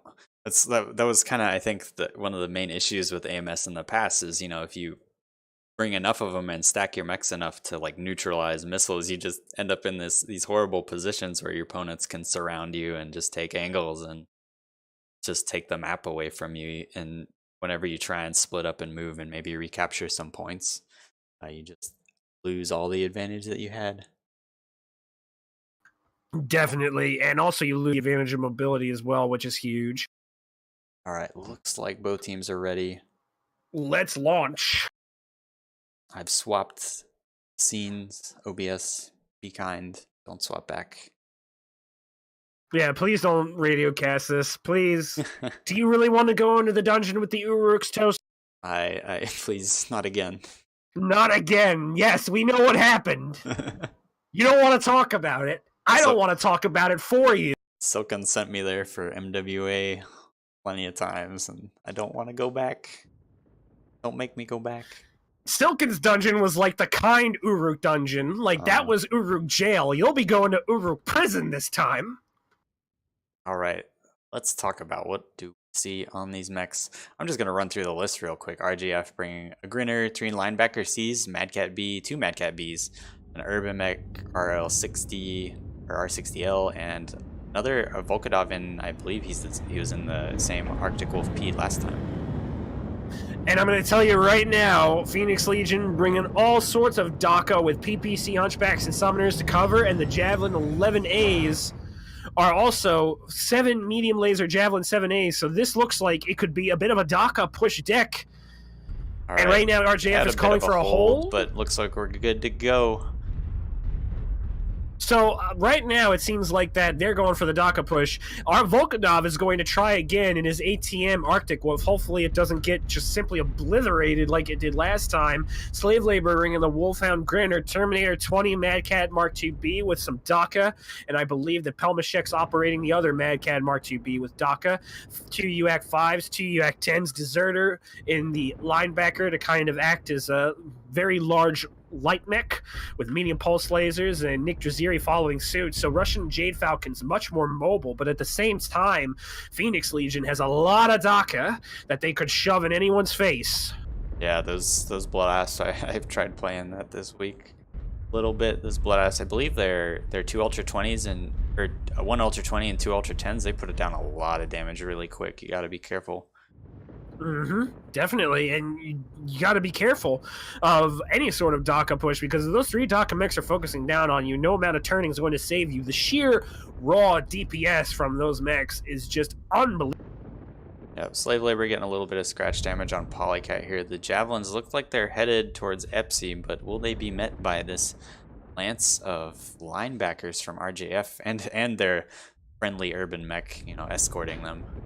If they do, this is not going to be advantageous for the Javelins. The Javelins have 7 medium lasers each. While they are good trading mechs, that does not allow them to brawl really well. And they are wisely pulling back. Polycat, Phoenix Fire taking a large amount of damage, 84 and 87% respectively. Polycat still getting hit at 79%. And right now, these linebackers are just marching up the bridge right now, trying to get at the top of these control centers on Rubelite. Slave Labor and his Grinner putting down some damage on Polycat. Polycat's down 62%. And here comes Volkanov with his ATM mech. Please do not get that close again. It gets a nice hit on Polycat, down 47%. The linebackers got into the Bloodasses. This is not good. This is not going to end well. The brawl is on. Zinjo's getting focused, 48%. Taurus down 44%. Taurus drops before Zinjo does. Finally, he's down. Wutzel Dutzel's going to be next in his hunchback as the next target of focus fire. Meanwhile, Slave Labor's drawing fire away from Stingray. Wutzel Dutzel goes down. However, at the same time, Volkanov goes down. Once again, the Arctic Wolf with ATM's not doing any work. Polycat's almost down in her Javelin, but she's wisely pulling back. Terminator and Pelmashek take the middle, and what a quick pickup. The entire top training position of Phoenix Legion gets annihilated, it seems like. Stimrog's on his last legs, gets eliminated. Deserto finishes Stingray, and RJF gets a commanding 2-mech lead. Excellent push by the linebackers, and it's a wonder Phoenix Legion saw this push. Why didn't their Overwatch get out of there? Who knows? Yeah, it seems like they were distracted trading with Pelmashek and Terminator and their Mad Cats, but the Mad Cats survived, and now this is a lot of tonnage that Phoenix Legion is going to have a hard time dealing with. Looks like the Javelins and Misanthrope and his Summoner, they're trying to get out of there, but these linebackers, they've got the speed advantage. They're probably just going to run at them with these Mad Cats kind of to back them up. Polycat and Phoenix Fire trying to run away. Misanthrope dies to Desertu, and now it is a 3-mech advantage. RJF look like they have this one in the bag, excuse me. 2 cap points to 1. Cap lead is very much in their favor. Polycat and Phoenix Fire are the lights. They can still potentially make something happen along with Casablanca. They're about to get shot in the back, though, and Polycat gets finished off by Slave Labor. Good shot from above, and Phoenix jumping around trying to take a shot, but it's taking some serious damage from Slave Labor. That Grinner might just be the death of his last Javelin even on his own. And the Grinner looks like he's going over to finish Phoenix Fire. Slave Labor, he's going to try and take Epsilon, drops an adorable little strike, or that might be Phoenix Fire's airstrike preemptively dropping it. Oh no, the linebackers are here. The Mad Cat throws in some shots too. Run, little Phoenix, run. I have to say, those Mad Cat Mark IIs also move really fast for mechs with their firepower. It's kind of insane. They may have dropped some ammo for a slightly larger engine. I'm not quite sure. They do seem to be moving awfully fast. But Slave Labor continuing to chase down Phoenix Fire, and Zertu with his linebacker to back him up. Phoenix Fire gets legged, and that's going to be it. And all that's left now is Casablanca. I did not realize Casablanca was still alive. Yep, it is not it yet. MK and his little urban mech capping Sigma, trying to bring it down, and there's really not much Casablanca could do at this point. There's so many RJF mechs on the field, most of them without much damage, that they could just sit at one point or another and just basically babysit the points. Casablanca trying to get some chip damage down on MK, but it's probably not going to do much in the end. Casablanca down 86% from the urban mech. MK takes some strike damage, but this is really just a terrible position for Phoenix Legion. They don't have this. Yeah, they don't have enough mechs to probably win this, but try and get a kill on MK here. Finish off the poor Irby. It's kind of make yourself feel a little bit better about the loss. Get another 3 kills at least. Absolutely not. That urban mech needs to stay alive. Survive, little Caster Irby. bias, everybody. Caster bias.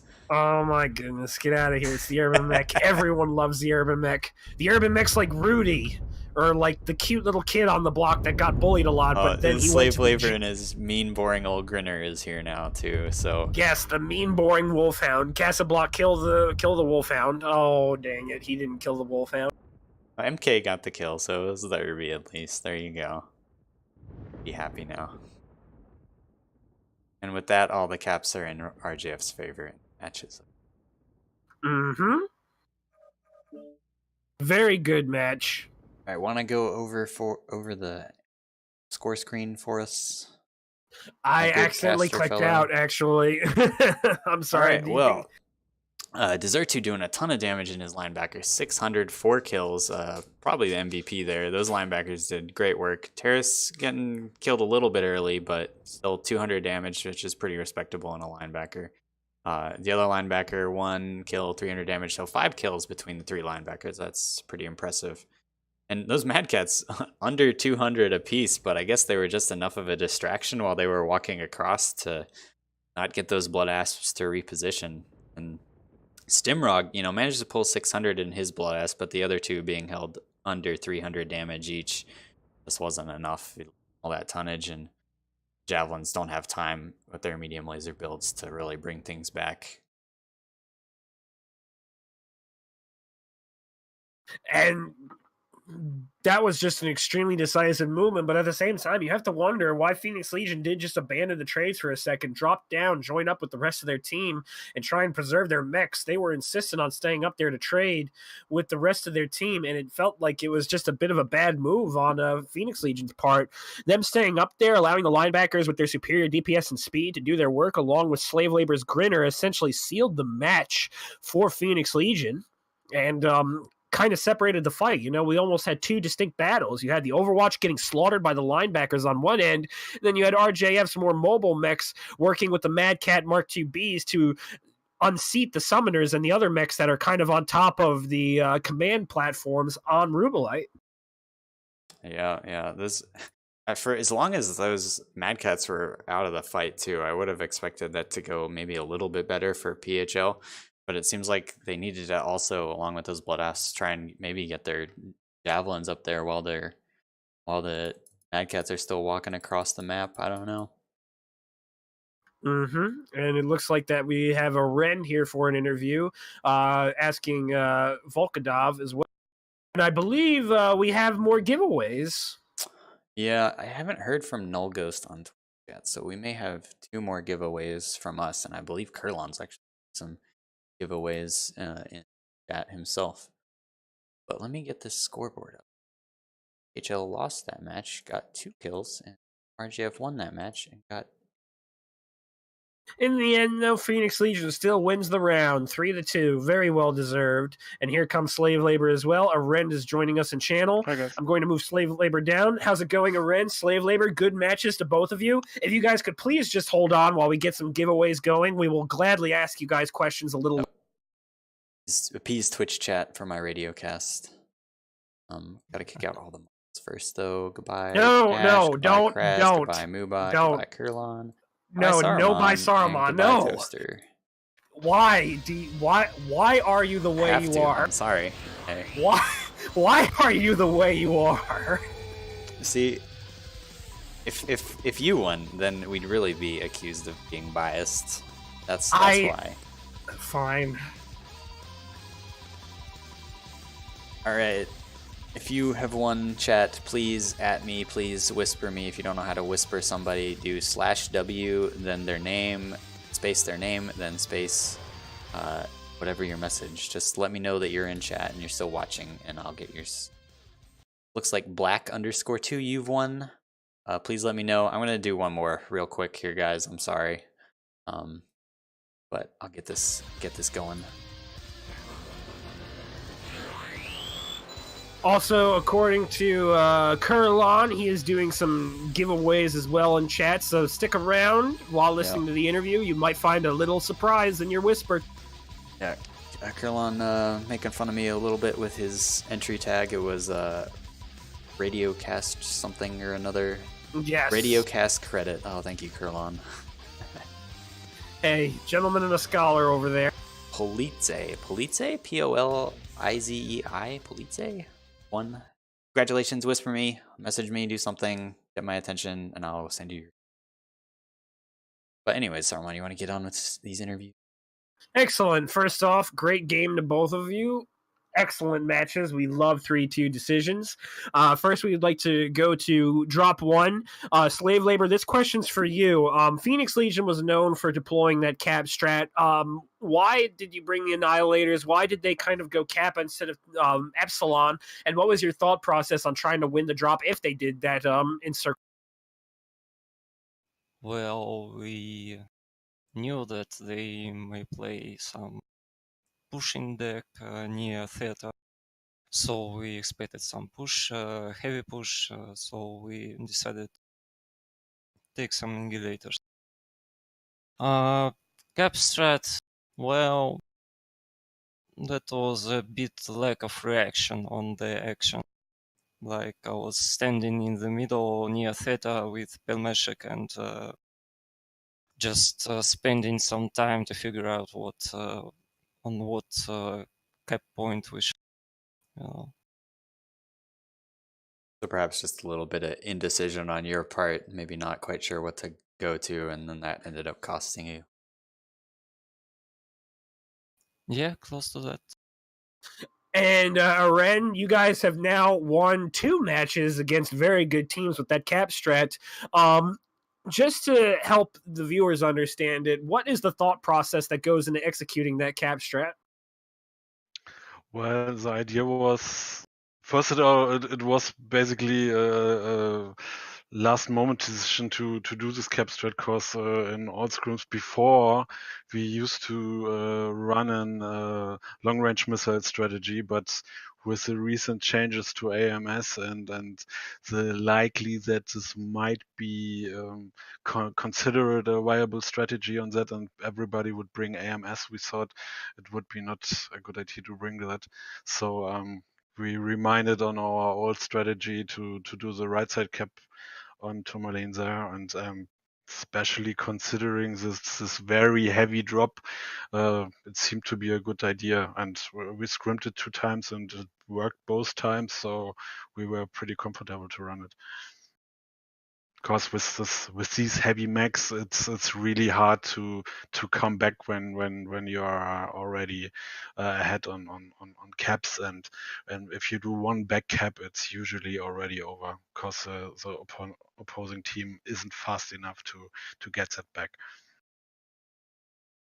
All right, and now going to drop 2, slave labor. Interesting choice of a Warhammer. I believe it had a bunch of small lasers and UAC 10s.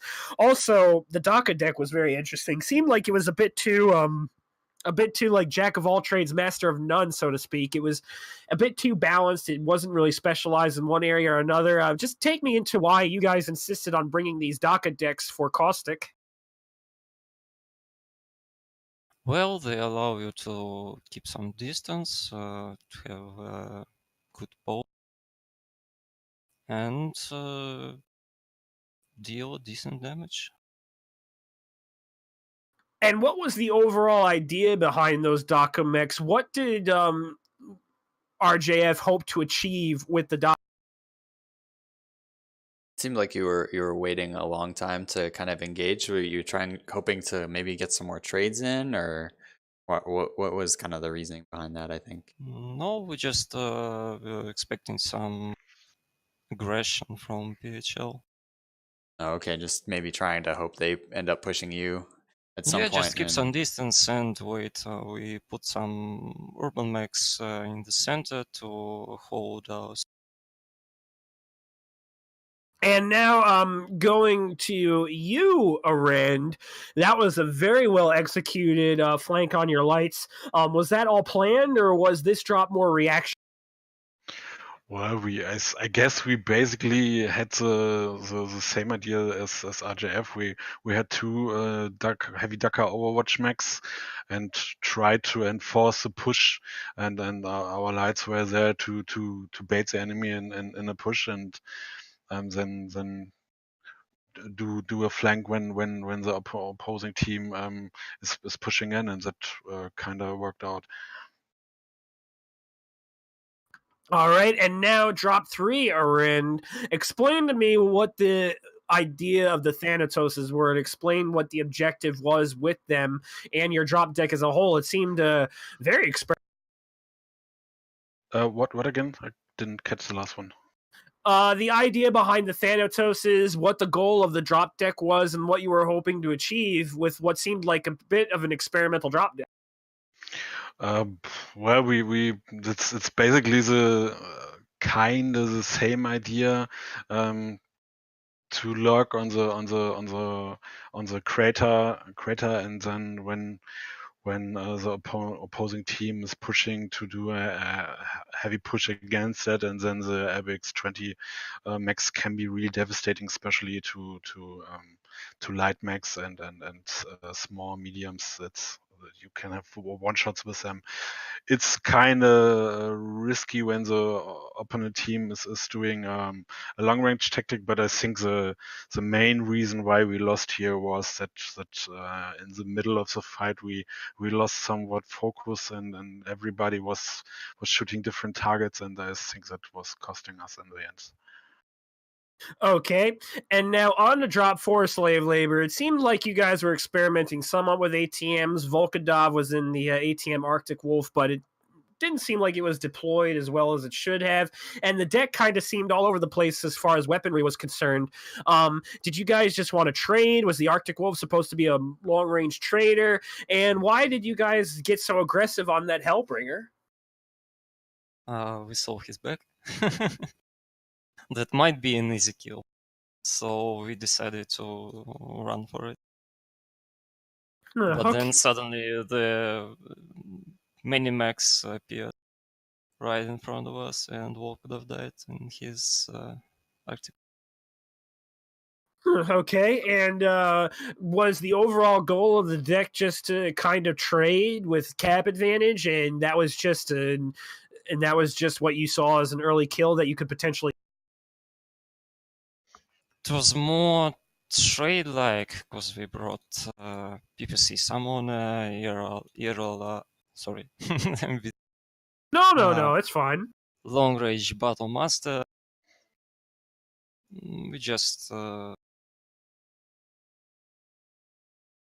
didn't catch our luck with that ATM article. We lost one mech from the start. Just a little bit of unlucky, I guess. Yeah. Yeah, It happens. some misconception with our light group when I rushed into Theta to save him when he was already away. And now, Aren, for your drop, it seemed like it was a lot more dedicated with DACA. This is something I've been meaning to ask you. Why the DACA, and why not focus on longer range, especially on?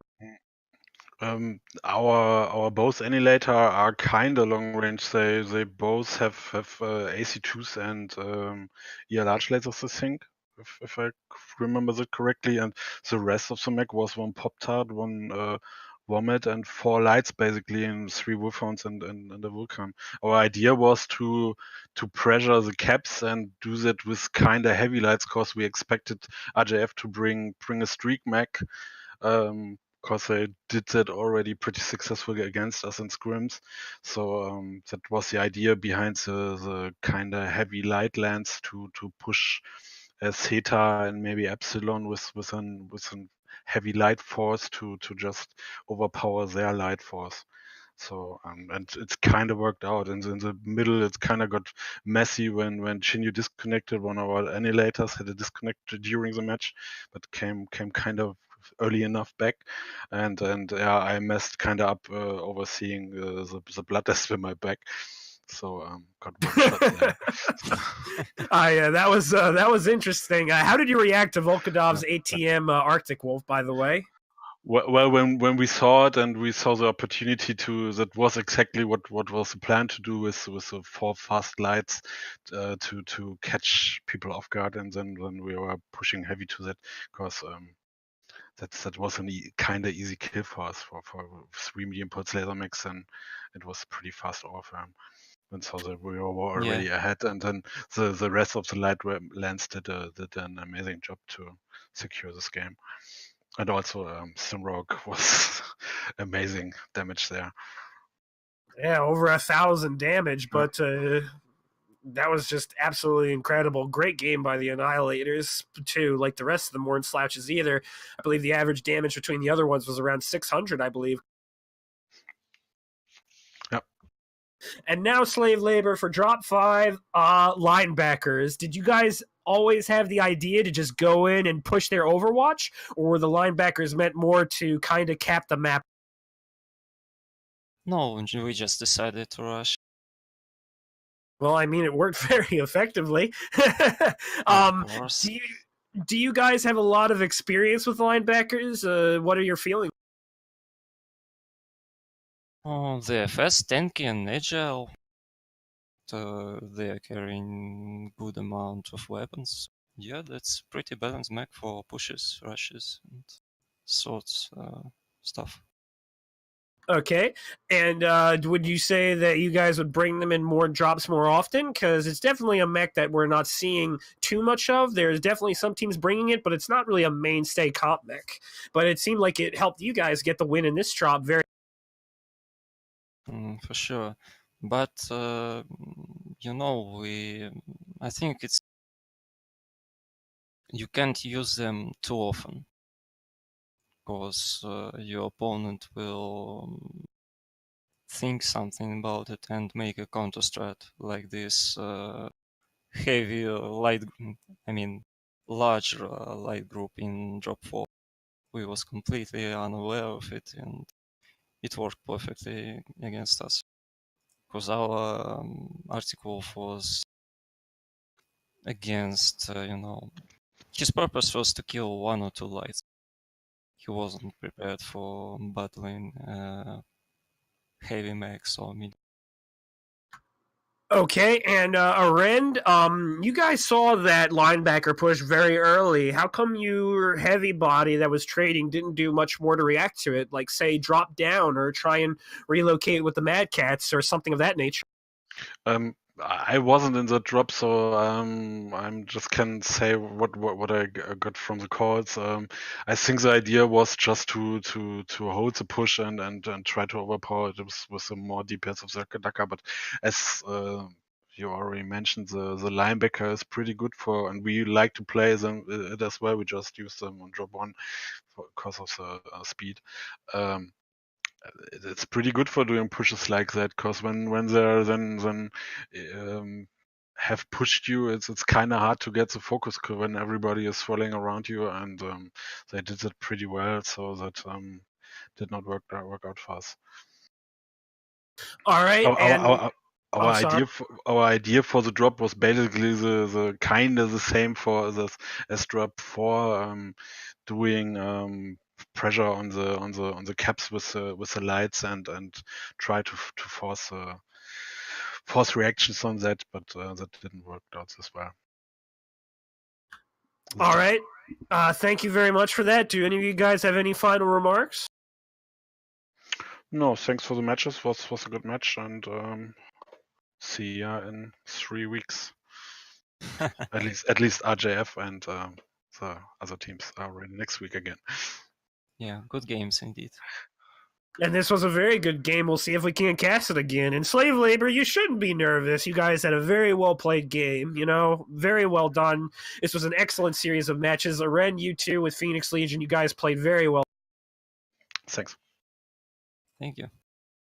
All right, both of you guys, I hope you have a wonderful night, I guess it is. It's like in the afternoon for us folks here in the U.S.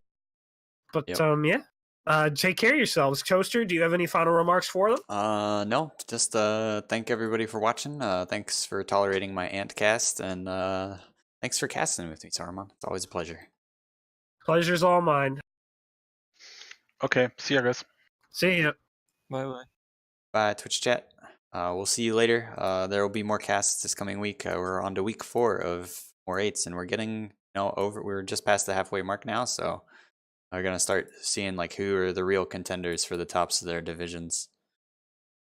Indeed, and there's definitely going to be more matches to follow. 228 versus EMP coming next week is probably going to be a staple, and I believe that the Marshall Olympiad admins are really pushing to get that on the front page too, so we may be joined by just a couple hundred viewers like we normally are. We might see either more bots or thousands of real viewers getting ahead on some real MWO action. The rematch incoming with 228 stock rising incredibly, especially after a statement win against Black Omen where they managed to pull away with the final 3 drops winning them, and EMP a little bit on the downslope. They still have a lot of talent, but my goodness, they had a very poor showing against Mercstar. They didn't perform as well as they wanted to against Black Omen, and EMP definitely needs to pull out a win against 228 Blackwatch if they want to continue to establish their dominance in this comp scene.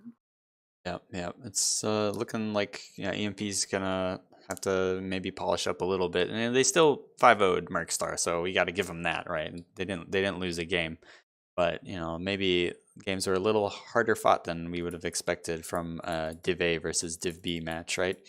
But anyways, thanks for watching. Pay attention to Reddit for more cast dates and times. Follow the channel if you enjoyed the content, and join us on Discord. There's a Discord link, should be on Reddit somewhere.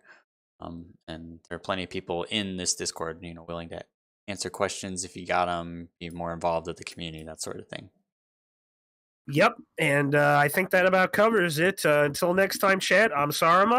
And I'm Toaster. See you later. See ya.